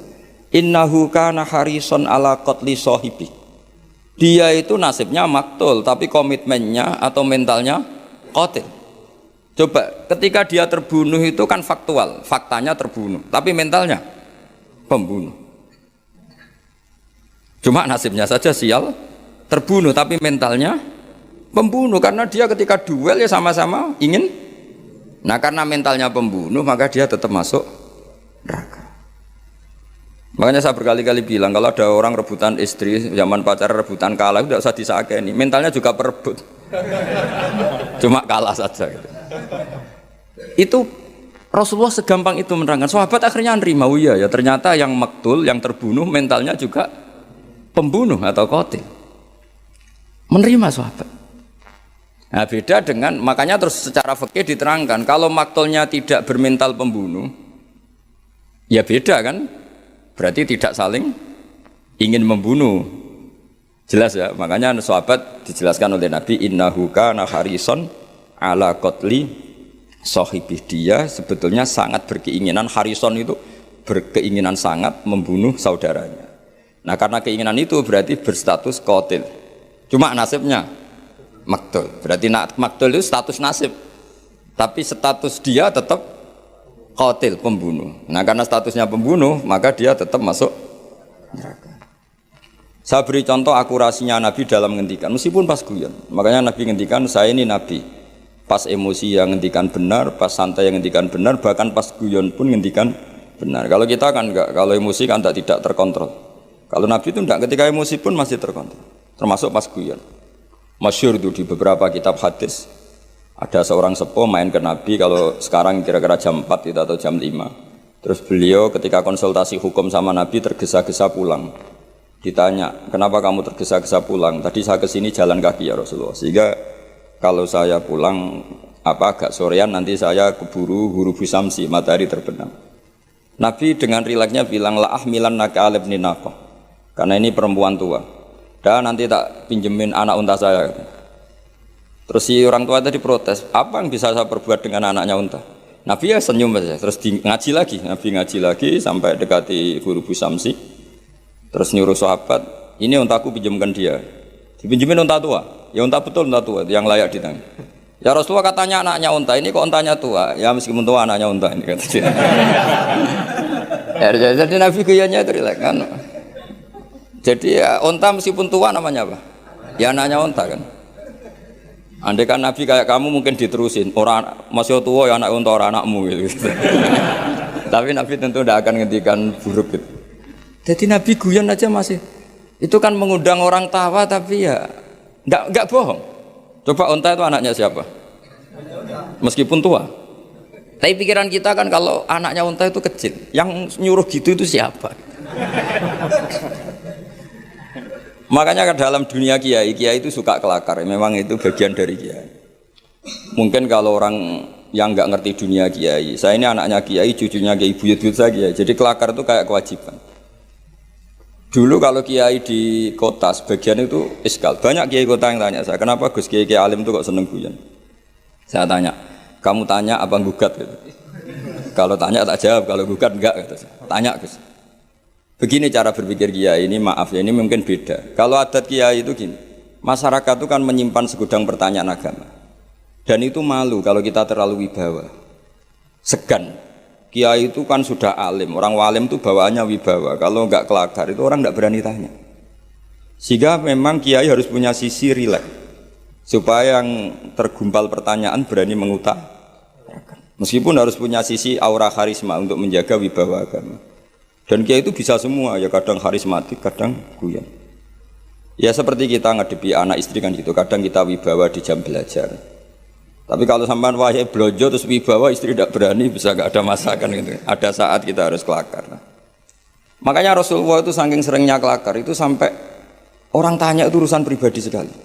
Ya Rasulullah tadi saya hubungan suami istri, hubungan intim, lalu tidak keluar mani, tidak inzal. Saya harus gimana? Harus wajib mandi enggak? Itu ditanyakan. Karena Nabi kalau sekali rileks, sekali kelakar itu, sekali guyon, itu sahabat halal pribadi saja ditanyakan. Andai kan Nabi terlalu wibawa, maka hal-hal harian yang terkait suami istri tidak terkuak. Sampai ada seorang perempuan ngaji itu tanya, ya Rasulullah kalau perempuan bermimpi keluar mani gimana? Itu perempuan pinggirnya itu menghujat, kamu itu bikin kita malu di depan Rasulullah. Masa gitu ditanyakan? Nabi rileks jawab, innallaha la yastahyi minal haq. Allah itu tidak malu membicarakan sesuatu yang hak. Jadi itu kenapa kiai-kiai itu jaga energi guyon, karena kalau sampai memang bisanya guyon mau tidak mau harus guyon. itu karena tadi untuk menjaga energi tadi. Makanya ada cerita di hadis. Yadhakur robbu ila salasati nafarin. Allah itu tertawa melihat 3 kelompok. Ada orang Bedui tanya dari belakang. Ini hadis di Sunan Ibnu Majah, termasuk kitab 6 yang Mu'tamadah. Al-Kutubus Sittah Al-Mu'tamadah diantaranya adalah kitabnya siapa? Ibnu Majah, yaitu Bukhari, Muslim, siapa lagi? Abu Dawud, Tirmidzi, Nasai, Ibnu Majah. Itu sudah sesuai kelasmennya. Al-Muqaddam tentu Bukhari, setelah itu apa? Muslim, Abu Dawud, Tirmidzi, Nasai, Ibnu Majah. Terus ada yang menambahkan musnadnya Ahmad bin Hanbal. Itu di situ orang Bedui langsung bilang gini, awayat hakur robbu ya Rasulullah, masa Tuhan itu tertawa? Iya, kadang ya tertawa, ya tentu dengan makna yang layak bagi Allah Subhanahu wa taala. Enggak usah bayangkan tawanya kayak kamu. Terus kata si Arabi tadi, idzan lana dimamin rabbin yadhaku khairan. Kalau gitu kita tidak akan kehilangan kebaikan dari Tuhan yang mau senyum. Makanya kalau Tuhan mau senyum pasti baik. Makanya si Arabi tadi terus bilang gini, ya Rasulullah, saya tuh gak suka kalau nanti dihisab bapak saya. Kenapa? Bapak saya kadang masih ngomel-ngomel. Inginnya dihisab Allah langsung. Kenapa? Karena Allah lebih arhamur rahim. Jadi dulu itu Nabi itu mensuasanakan ngaji itu rileks. Sehingga kadang Nabi itu ya didebat dengan sesuatu yang Nabi sendiri kaget. Misalnya Nabi pas khutbah itu masyhur. Khutbah nerangkan kiamat. Ya pas khutbah Jumat nerangkan kiamat. Ada orang Bedui yang gini, ya Rasulullah jenengan ngomong kiamat terus tapi gak jelas tanggalnya. Itu lalu mata sa'ah kiamat itu kapan? Kamu bicarakan terus tapi gak jelas tanggalnya. Mata sa'ah kiamat itu kapan? Bagi Arabi tadi ini orang aneh ngomong kiamat kok gak jelas tanggalnya. Paling gak 2012 kan itu. Saya dulu itu sampai ditanya sama Gus-Gus itu ya SMS Kiai. Gus nego kiamat teng pundi pas kiamat 2012. Tak jawab, ya nunggu di sini ngopi sama saya kata saya. Ya karena saking nggak yakinnya masa kiamat ada tanggalnya. Mata sa'ah. Terus Nabi itu terus saja khutbah. Sahabat yang di belakang itu beranalisis. Oh Nabi tidak dengar, lam yasma. Ada yang analisis, enggak dengar tapi enggak berkenan karena pas khutbah kok ditanya. Berarti 2 analisis. Lam yasma, Nabi enggak ngerespon karena enggak dengar. Yang kedua menganalisis kariha maqal. Nabi memang enggak berkenan ketika khutbah kok dicela pertanyaan. Tapi akhirnya diulang lagi. Arabi tadi pede sampai diulang 3 kali. Akhirnya Nabi jawab. Wah ini kalau enggak dijawab ngomong terus ini orang gitu. Ngomong Bedui gitu. Akhirnya Nabi tanya, kamu siapa yang tanya kiamat kapan? Saya Rasulullah, kiamat kapan? Kau bicarakan terus tapi enggak jelas tanggalnya. Nabi balik tanya, ma'atattalah. Lalu persiapan kamu apa kalau terjadi kiamat? Gantian Nabi tanya. Jawabnya Arabi tadi, fa wa ma'atattalah kabira sholatin wala siyamin walakinni uhibbuka. Ya kalau saya ya enggak ada persiapan Nabi, salat saya standar, puasa standar enggak lebih. Tapi saya mencintai kamu ya Rasulullah. Terus masyhur itu jadi hadis populer almar'u ma'aman ahabba, sebagian riwayat anta ma'aman ahbabta. Makanya riwayat itu kenapa masyhur begitu populer? Karena dikatakan Nabi ketika ngendikan di depan umum. Itu sahabat yang membenci Arabi ini, Bedui ini, jadi mencintai semua. Kemarin mangkel karena enggak sopan. Tapi barokahnya Arabi tadi Nabi ngendikan almar'u ma'aman ahabba. Sebagai riwayat yuhsyarul mar'u ma'aman ahabba. Ada redaksi lain anta ma'aman ahbabta. Bahwa kamu nanti di akhirat berserta orang yang kamu cintai.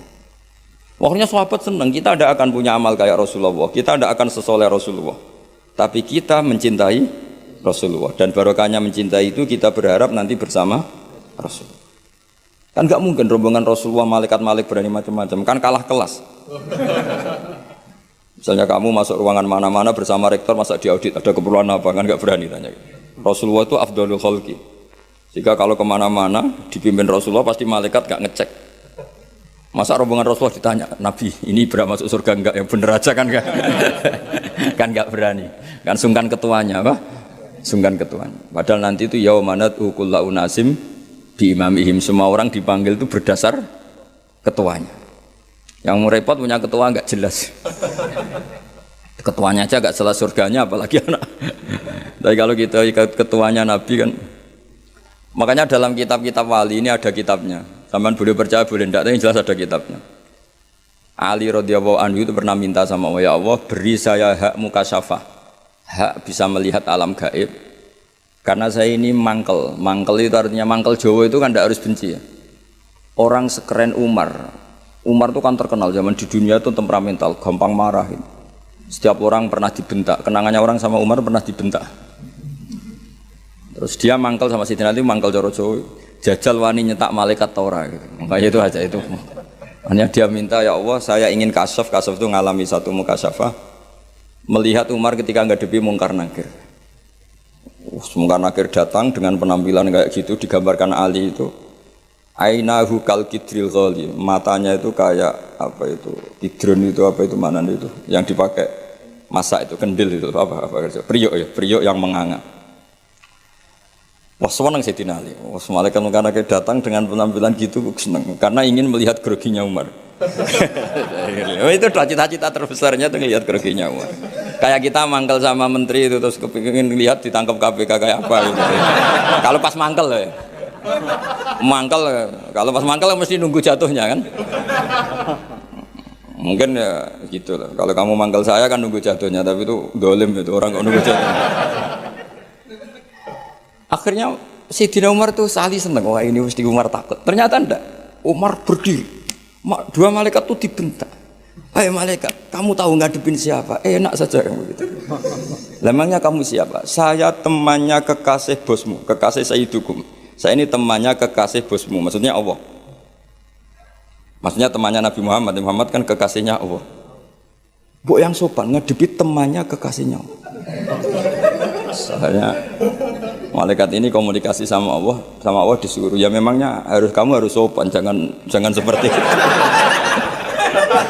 Artinya Sayyidina Ali terus bilang, ternyata Umar itu galak sampai mati.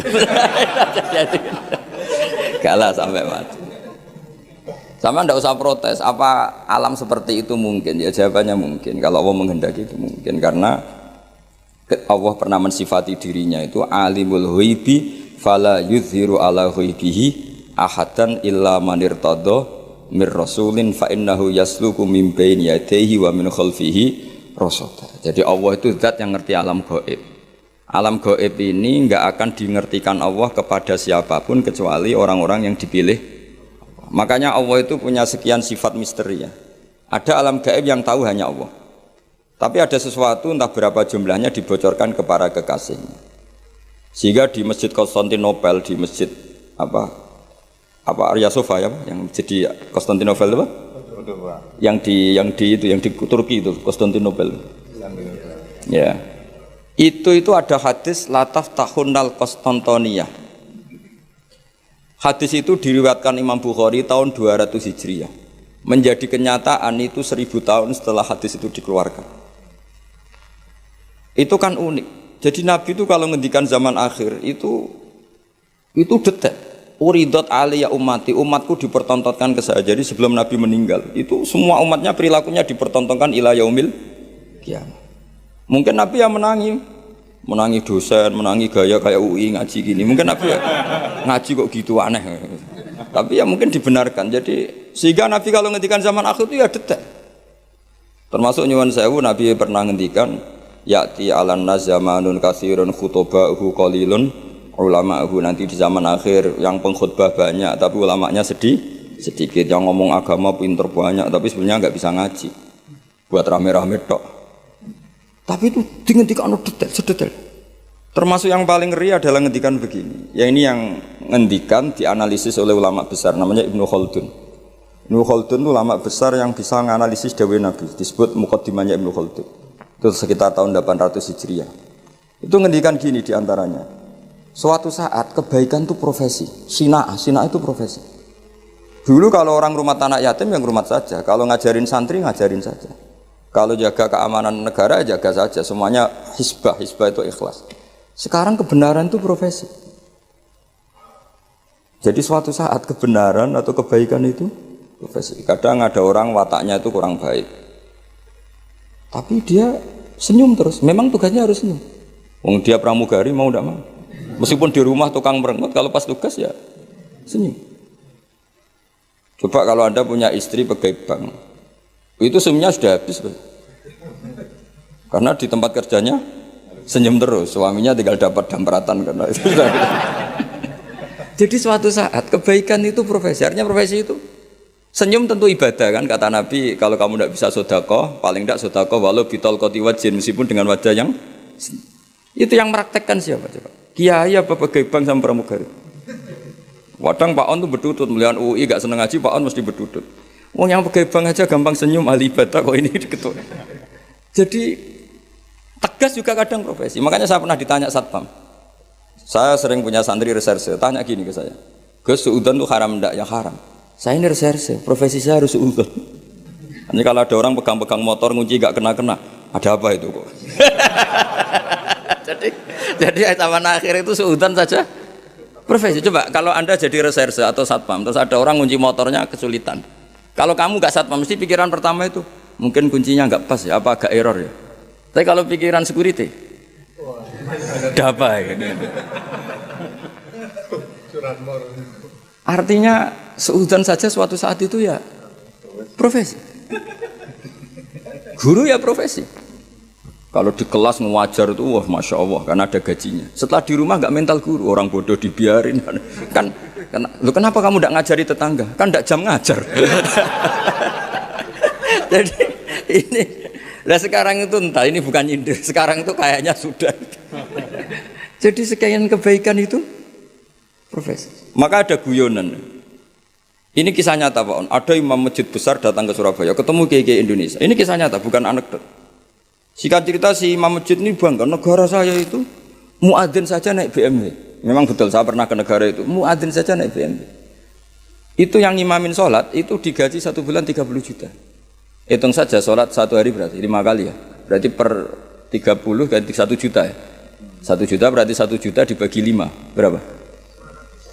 200. Jadi dia bangga, kalau di sini nggak ada gajinya. Kadang kok imamnya aja nggak naik. Kok imamnya aja tidak naik BMW apalagi muadzinnya. Oh buang gak nyepol dengan negaranya. Terakhir dia tidak bangga digojol gini sama ke Indonesia. Pak, Madikman sama sholat terus takut potong gaji ya. Makanya kamu sholat terus menerus karena takut potong gaji. Akhirnya terus dia, oh kurang ajar orang Indonesia. Ternyata tidak keren, imam digaji itu tidak keren. Coba kalau misalnya UII, rektor resmi gaji yang jadi imam, terus istiqomah jadi imam terus, mesti orang kan, wah ini takut potongan gaji ini. Jadi artinya gini ya, gejolokan Rasulullah itu nyata. Suatu saat kebaikan itu profesi. Coba muadzin di negara sebelah itu digaji enggak? Digaji. Imamnya juga digaji, bahkan muftinya juga. Makanya Indonesia itu harus bersyukur, banyak ulama yang ikhlas-ikhlas. Di kampung itu orang mau ngaji jam kapan saja. Saya itu ngaji di rumah saya, itu mulai subuh sampai isya, itu yang ngaji siapa saja. Mulai orang bingung, setengah bingung. Mulai profesor sampai tukang, semua ada aja. Ya ngaji-ngaji saja, gak kepikiran hormat saya juga gak kepikiran dihormati mereka. Karena kita ingin kebaikan adalah hisbah lillahi ta'ala. Allah ngajarkan kita, ngajar ya ngajar aja. Tapi Nabi itu pernah ngendikan yang dianalisis oleh Ibnu Khaldun, suatu saat kebaikan itu sina'ah profesi. Nah, kenapa beliau ngendikan itu? Karena begini ceritanya. Hajjat itu orang nakal, Hajjat bin Yusuf. Orang nakal, masyhur itu Hajjat itu termasuk tragedi dalam sejarah Islam itu pernah ada makhluk bernama siapa? Hajjat. Hajjat itu musuh besarnya Abdul bin Zubair. Abdul bin Zubair itu gubernur Mekah, dia gak ngakui pemerintahnya Yazid bin Muawiyah, dia memproklamirkan diri sebagai Amirul Mukminin. Tapi sama pasukannya Yazid yang dipimpin Hajjat bin Yusuf, meskipun Abdul bin Zubair itikaf di dekat Ka'bah tetap dihabisi. Padahal pantangannya orang Islam itu bikin prahara di dekat Ka'bah atau di tanah haram. Makanya jadi sudah jadi omongan lah. Kalau orang nakal raimu kok Hajjat, semua kok bulat-bulat uang itu nih Hajjat. Tapi ketika ditanya ke Abdul Khaldun setelah 700 tahun dari peristiwa itu, Hajjat itu anaknya guru, kenapa dia begitu? Dijawab Ibnu Khaldun lucu. Ya gurunya guru profesi, bukan guru pengajar. Artinya beda. Makanya ini sekaligus kita menasihati diri kita sendiri, menasihati dosen, menasihati pegawai UI semuanya. Profesi itu harus dibawa sampai rumah, sehingga menjadi status. Enggak boleh kita hanya profesi dosen, hanya ngajar di jam ngajar. Kita harus status kita memang pengajar. Ketemu desa tertinggal ya kita ngajar, di kampus ya ngajar, di kampus ya kita bermental guru, di rumah ya bermental guru, di kampus ya bermental kiai, di rumah juga bermental kiai. Kita di yayasan yatim piatu ya sayang yatim piatu, di rumah tanpa ada yang gaji juga sayang. Lama-lama kalau profesi kan gini, di yayasan itu dia sayang sama yatim piatu karena digaji di situ. Ketemu yatim di rumah dibiarin. Kenapa? Kan tidak tugas saya. Nanti lama-lama tim SAR gitu, kalau ditugaskan di mana serius, kalau nggak ditugas ada orang kelab, Barno kan nggak bagian saya. Wilayah saya kan Jakarta, ini tenggelamnya kan di Jogja.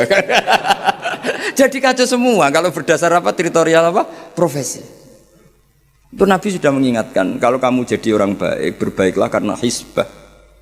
Bahwa dunia modern mengharuskan ada wilayah teritorial, ya monggo itu bawaan modern.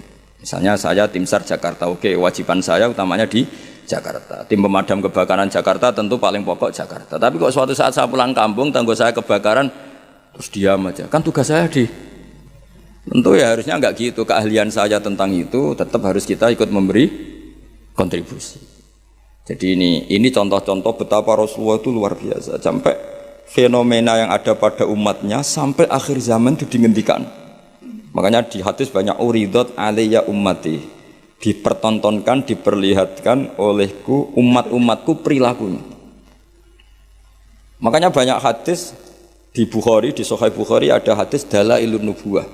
Itu semua hadisnya Nabi tentang fenomena yang Nabi gak menangi, tapi itu akhirnya nyata ila yaumil kiamah. Termasuk zaman itu Konstantinopel itu pusat salibis.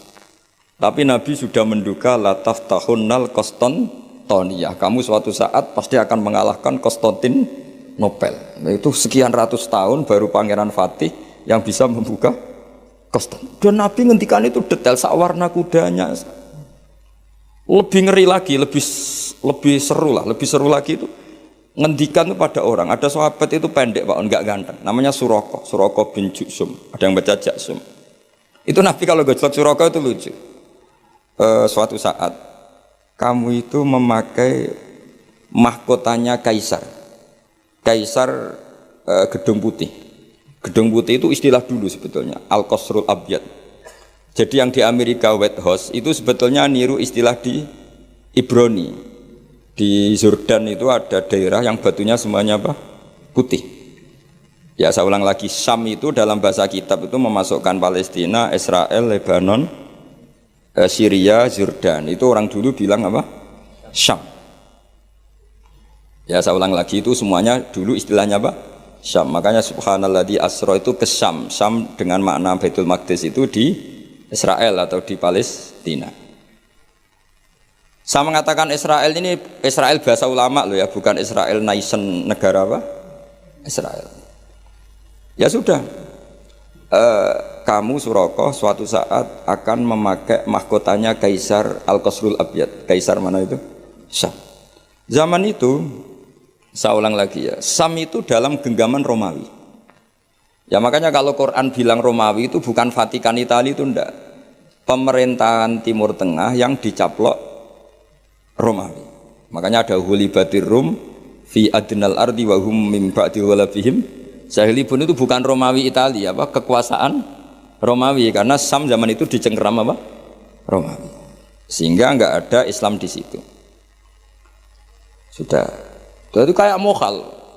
Zaman itu Kaisar Romawi yang bercokol di mana? Syam. Itu kekuasaannya itu meliputi Syria, tadi apa? Palestina, Israel, Jordan, pokoknya semua negara sih. Suraqah itu ya percaya tapi ya Nabi yang ngendikan ya. Dan lucunya ngendikanin Nabi itu saat paceklik kelaparan, yaitu nggak makan 3 hari karena diembargo di perang Khandaq. Ada batu besar itu yang nggak bisa dipecahkan sahabat ketika gali Khandaq.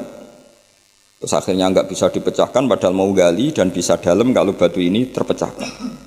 Akhirnya mereka matur ke Nabi, ya Rasulullah ada batu yang nggak bisa dipecahkan. Nabi dengan santainya minta kapak yang dibawa sahabat. Coba kapak kamu bawa ke sini. Diambil, terus Nabi baca apa nggak tahu, terus kalau saya tahu kamu tuntut ijazah Gus gitu. makanya saya pura-pura tidak tahu. Nanti kalau saya tahu mesti pikirannya sampean gitu. Akhirnya di kapak Nabi itu ada sinar yang sampai tembus Al-Qasrul Abyad. Kata Nabi, dan itu uniknya semua sahabat melihat. Kamu tadi melihat apa? Kira-kira melihat Jordan, kira-kira gitu. Gampangannya gitu. Suatu saat nanti kamu akan menguasai Jordan. Terus kamu Suraqah yang pakai mahkotanya Raja Jordan, Raja Kaisar. Ya sudah hanya gitu saja. Setelah itu Nabi wafat, Abu Bakar mimpin, tidak ada penaklukan itu. Era Umar mimpin, itu Syam itu dikalahkan oleh pasukan Umar. Dikalahkan oleh pasukan Umar itu rajanya keplayu coro Jawa, mahkotanya itu jatuh. Mahkota dari emas, dari intan, akhirnya dipakai Suraqah. Lah itu dicerita-cerita itu Suraqah itu disuruh coro mbak-mbak itu suruh catwalk, disuruh jalan-jalan, ditertawa-tawain karena nggak pas dengan wajahnya. Tertawa-tawain itu. Wah nggak pas, apa-apa gojlek, dipakai ngalor gitu.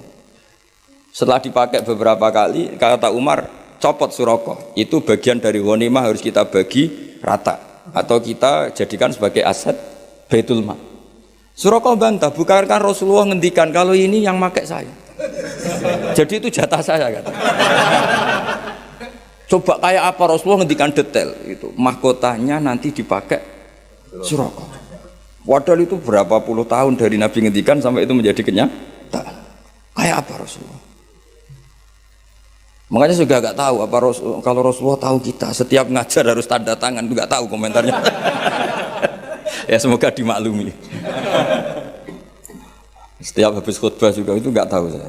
Tapi semoga tadi saya minta kalaupun kita punya profesi ngajar harus juga berstatus pengajar sehingga di rumah pun kita ngajar, di mana-mana ngajar.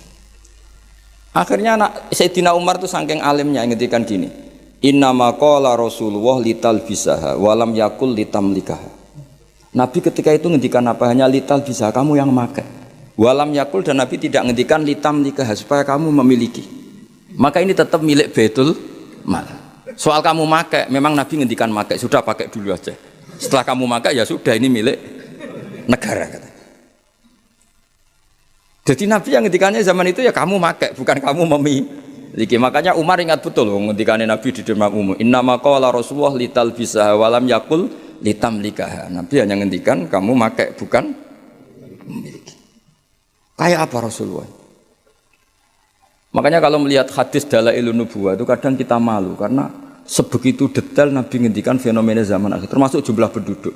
Suatu saat jumlah perempuan itu melonjak jauh di atas jumlah laki-laki. Saya itu beberapa kali ditamoni TKW dari Hong Kong. Itu kalau cerita itu ngeri betul. Memang lelaki itu minim di mana? Hong Kong. Kalau di Indonesia sudah kelihatan, tapi lipatannya belum sampai 1:50. Itu yang ngendikan detail. Nabi itu ngendikan semuanya itu apa? Detail. Termasuk fenomena Islam di Timur Jauh, Timur Tengah. Kalau dalam bahasa Arab itu enggak ada Middle East ya, yang ada itu Asyirkul Awsat, Asyirkul Aqsa, Asyirkul Adna gitu. Makanya kalau dalam bahasa Arab itu ghulibatir rum fi adnal ardi. Ya saya teruskan ya dalam Jadalil Quran. Jadi di antara mukjizatnya Nabi adalah kemampuan berargumentasi. Kemampuan argumentasi ini penting supaya orang itu berlogika secara sehat. Misalnya gini, saya beri contoh tentang Jadalil Quran ya tadi. Kalau kamu merasa Tuhan, kata Allah, enggak apa-apa. Tapi untuk menjadi Tuhan itu ada syaratnya. Misalnya nuhani langit bumi ya harus menciptakan langit bumi. Masa nuhani langit bumi kamu sendiri wujudnya dulu buminya. Berarti bumi ketika ada enggak punya Tuhan, wong Tuhannya datang terlambat. Jadi logika Quran itu gampang.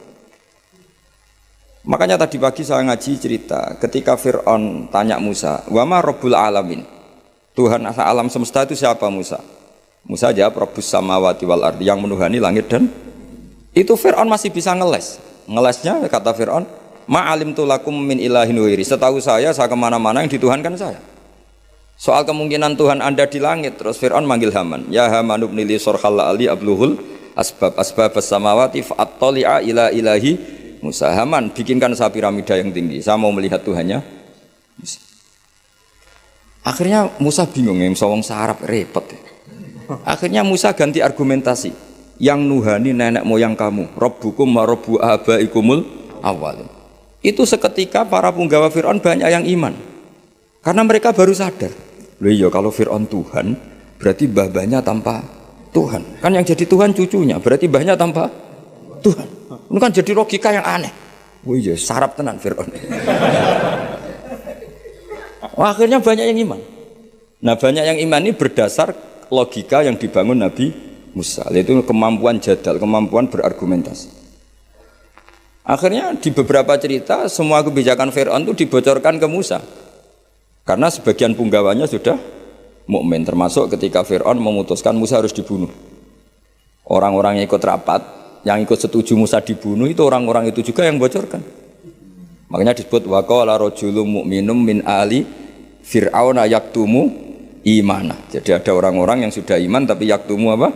Imanah, menyembunyikan iman. Nah, kenapa banyak orang mukmin? Karena tadi kekuatan logika. Nah, sekarang Jadalil Quran itu problemnya agak dipelajari di kampus-kampus, di pondok-pondok jarang dipelajari. Karena mereka lebih suka berdebat untuk kepentingannya sendiri. Padahal berdebat itu menjadi orang sehat. Tapi bukan ingin menang-menangan, ya memang ingin cari apa? Kebenaran. Saya punya sekian contoh debat yang dilakukan para nabi. Saya punya kitab namanya Khilyatul Auliya, itu kitab indukan para wali. Jadi kalau kamu ingin jadi wali harus baca kitab itu. Itu 11 jilid, satu jilidnya segini. Jadi itu untuk menjadi wali itu harus khatam itu berapa? 11 jilid, satu jilidnya. Belum jadi wali udah mati lagi kira-kira kalau udah cari itu. Itu judulnya sudah Khilyatul Auliya wa Tabaqatul Asfiya. Jadi ini karangan tentang wali dan klasmen orang-orang pilihan. Jadi orang pilihan ya ada klasmennya. Ya sama di struktur wali ya ada ketua, ada sekretaris. Jadi tidak hanya di kampus ada rektor, ada wakil. Di struktur wali juga ada ketua, ada sekretaris, ada bendahara, macam-macam lah, ada struktur. Di antaranya itu diriwayatkan oleh gurunya Imam Syafi'i, namanya Sufyan bin Uyainah. Itu di antara gurunya Imam Syafi'i kan Imam Malik, Sufyan bin Uyainah, Sufyan As-Sauri, Muslim bin Khalid Az-Zanji, itu beberapa gurunya Imam Syafi'i. Itu ada perdebatan antara dua nabi besar. Nabi Yahya itu kalau hidup itu suka kumpul orang-orang soleh, karena hidup sama orang soleh itu nyaman. Kalau Nabi Isa enggak, beliau itu senang hidup di daerah orang-orang nakal. Dua nabi ini sezaman kemudian saling tanya, kenapa kamu suka hidup sama orang-orang soleh? Jawabannya Nabi Yahya ya karena bersama orang soleh itu nyaman. Terus kata Nabi Yahya, kenapa kamu suka hidup sama orang-orang nakal di komunitas orang-orang nakal? Jawabannya Nabi Isa itu ana tabibun udawil mardo. Di mana-mana nabi itu bengkel atau dokter. Di mana-mana dokter itu ya kumpul orang apa? Sakit. Sehingga semenjak itu orang itu ada ulama yang nekuni di kampus-kampus, ada ulama yang dakwah di daerah-daerah nakal karena udawil mardu. Jadi mulai dulu dia ada perdebatan. Nabi Isa itu orangnya itu kalau ngaji itu ceria sekali. Orangnya itu gampangan coro Jawa. Digojok sama Nabi Yahya. Kamu kok sering senyum, sering tertawa. Ka'annaka ta'manu min makrillah. Seakan-akan kamu itu tidak kena adab saja. Kamu itu manusia, tetap potensi kena adab. Sing Nabi Yahya itu penampilannya itu kumuh, terus kusut, kelihatan susah, kelihatan gak nyaman di dunia, saking takutnya sama Allah. Gantian digojok sampai Nabi Isa. Kamu itu kok sering masam, sering apa? Pokoknya jangan cemberut. Ka'annaka taknatu min rahmatillah. Koyok rahmati Allah terbatas ya.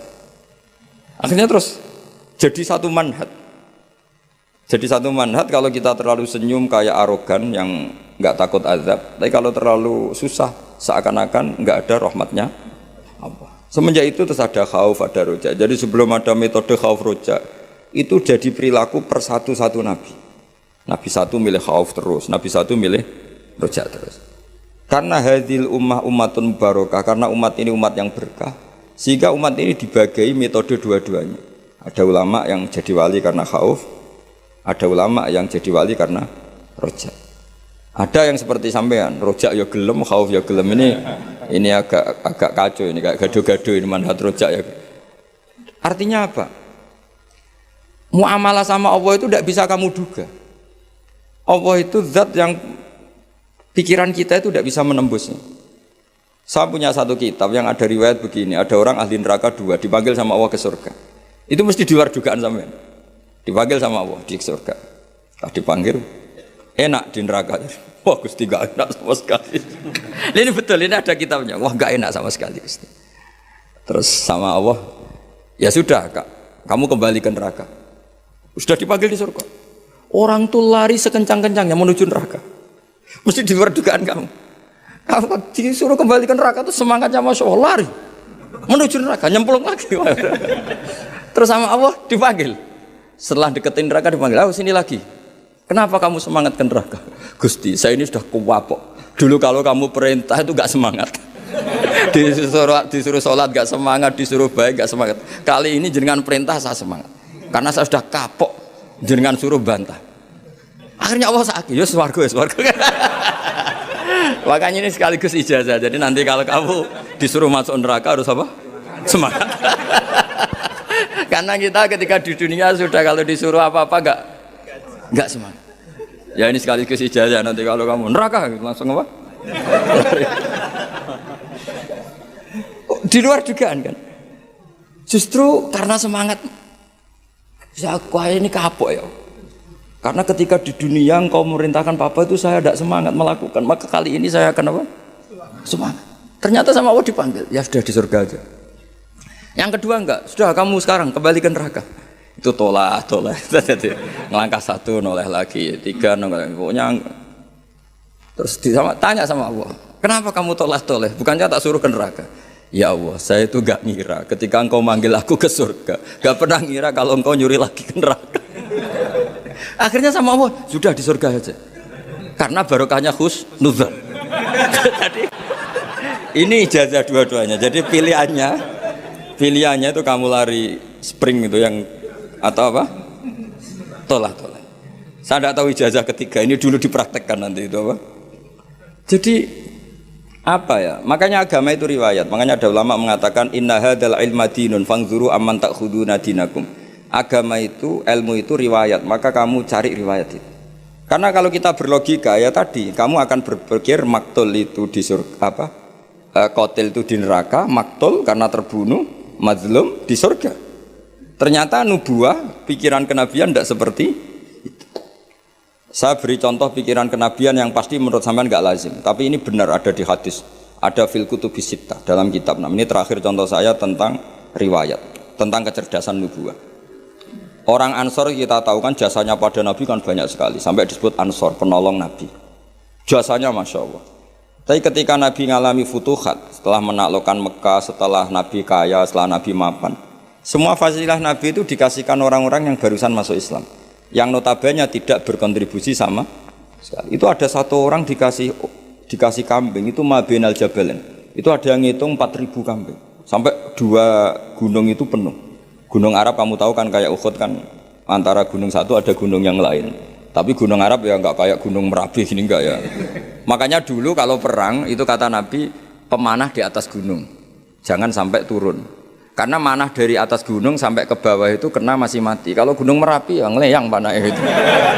Karena gunung di Arab itu ya kayak gunung Uhud loh Pak. Kita naik kan paling nggak sampai segini aja nggak sampai. Jadi gunung di Arab jangan bayangkan kayak. Makanya kalau perang yang di atas manah itu musuhnya masih mati atau masih sakit. Kalau dari Merapi mana ke bawah separuh aja nggak. Sehingga kata Nabi yang pemanah tetap di atas gunung. Jadi ya gunungnya seperti itu ya, tidak sampai apa? Tidak sampai tinggi. Terus sahabat-sahabat Ansor itu ada di antara sahabat ya, bukan orang Ansor saja termasuk orang Muhajirin. Itu kalau gendong cucunya itu Pak On, itu apa jentiknya cucunya itu dilebok-lebokno digeger di punggung. Dan itu mbahnya sengaja kalau ngajak anak cucunya itu nggak pakai baju. Ketika ada yang tanya, itu bolong karena apa? Kullu dzalika lidifa'an Rasulillah. Jadi ketika perang Uhud, semua panah tentu kan ngarah Nabi ya, karena orang kafir kan ngapain mateni sahabat kalau bisa mateni Nabi. Nah, itu sahabat cara Jawa itu nangkis panahnya Nabi itu sampai seperti itu. Ada ditangkis pakai geger, ada yang pakai tangan.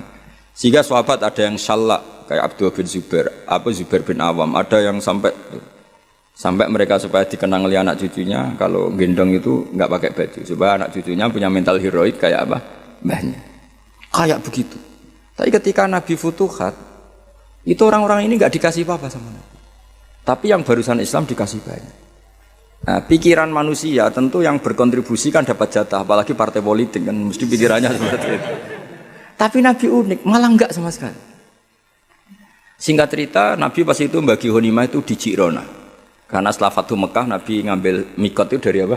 Jirona. Jadi Nabi di Mekah, posisi pas itu di Mekah. Terus orang-orang, wah ini gimana Nabi yang berkontribusi gak dikasih, kok yang baru masuk Islam dikasih banyak. Nabi dengar itu, akhirnya mereka dikumpulkan, orang-orang Ansor dikumpulkan, ya Ma'syarul Ansor, bikin satu kubah yang hanya orang Ansor boleh masuk. Akhirnya Nabi mengumpulkan seperti ini, dikumpulkan, ini sudah orang Ansor semua, ya sudah ya Rasulullah. Nabi itu cara berpikir begini, ya Ma'syarul Ansor, wahai orang-orang Ansor, orang-orang tadi yang tak kasih kambing, tak kasih unta, kemudian mereka kemana? Ya pulang setelah dapat unta dan mendapat kambing. Atardona ayarji'anna sufisyati wal ba'ir wa tarji'una antum bi Rasulillah. Mereka setelah tak kasih kambing, tak kasih unta, mereka akan pulang. Dapat apa? Dapat kambing ya Rasul sama unta. Kamu dapat saya, nanti saya pulang kamu bawa ke Medina. Milih mana dapat saya sama dapat kambing? Wah ya milih dapat kamu ya Rasulullah. Itu satu.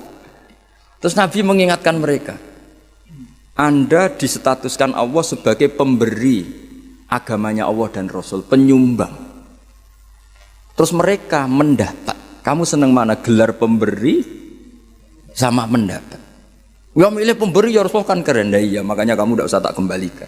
Biar mental kamu, status kamu indah Allah tetap pemberi, penolong. Sementara mereka diberi, ditolong. Terus Nabi ngendikan al-yadul ulya khairum minal yadis sufla. Kayak apa Rasulullah bina sahabat? Semenjak itu orang Ansor meskipun Islam sudah menang, tetap mentalnya memberi. Ya sama lah kira-kira mentalnya sama negarawan. Mestinya mentalnya kan tanyakan apa yang kamu berikan negara.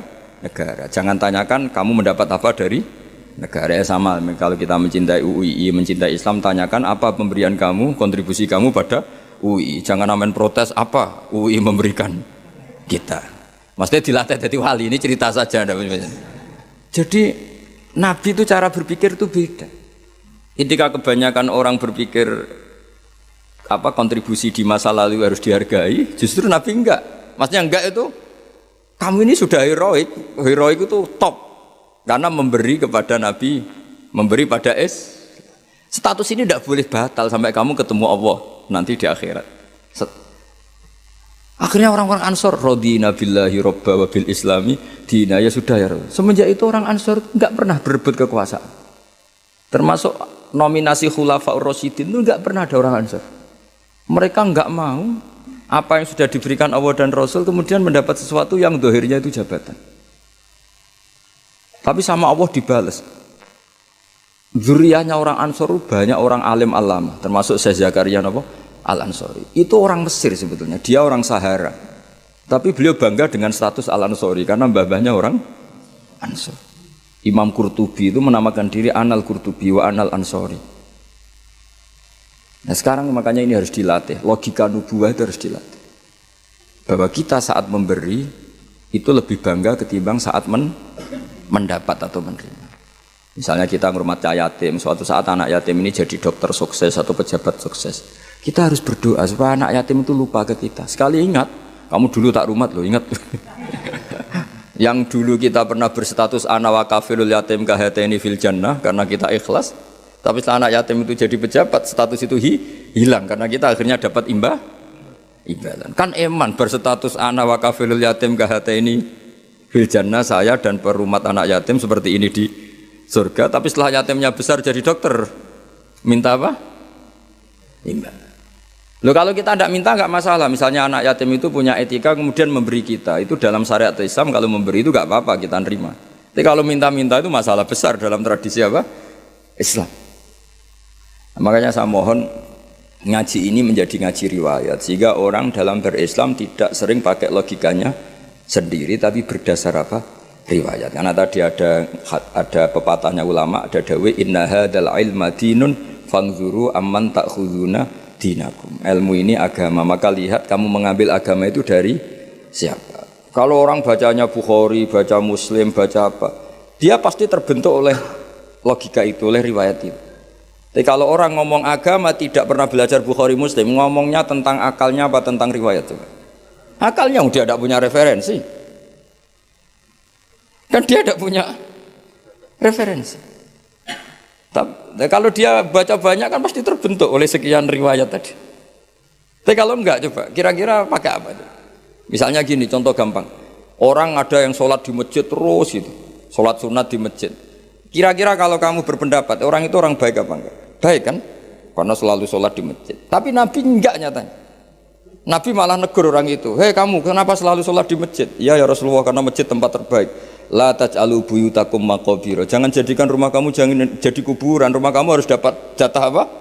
Sholat. Jangan semua kebaikan kamu dihabisin di masjid. Nah itu riwayat. Sehingga kita disunatkan selain sholat maktubah, qobliyah, badiah, sebaiknya sebagian dilakukan di rumah supaya rumah kamu ada nur sholat, dapat cahaya sholat. Andai kan tidak ada riwayat, pasti kita sependapat dengan tadi. Masjid tempat terbaik untuk sholat, maka sholat di rumah, di masjid. Di rumah tinggal makan sama bentrok sama istri kan gitu. Tapi tidak, ternyata Nabi menegur, masyhur itu, la taj'alu buyutakum maqabir. Sebagian riwayat ij'alu, sebagian sholat kamu jadikan di rumah supaya rumah kamu dapat nurus sholat. Itu kalau nggak riwayat nggak bisa, karena kalau nggak riwayat kan, wah rumah itu ribet, istri kadang ngomel, anak rewel, nggak pas kalau untuk ibadah. Mesti logika kita kan seperti itu. Tapi riwayat mengatakan tidak demikian. Makanya anak-anak saya itu seneng karena ya tadi kenangannya bapak paling habis datang sholat, habis ini baca Quran, sehingga rumah itu tidak semua sana. Coba kalau sampean misalnya sholat, wah biasanya habis dari masjid itu lapar, kalau nggak disediain marah. Kan lucu kan, habis masjid suaminya takutnya ini, istrinya takutnya. Biasanya kalau habis terawih kan capek, di rumah mesti pertanyaan pertama makan minum. Kan jadi makhluk aneh.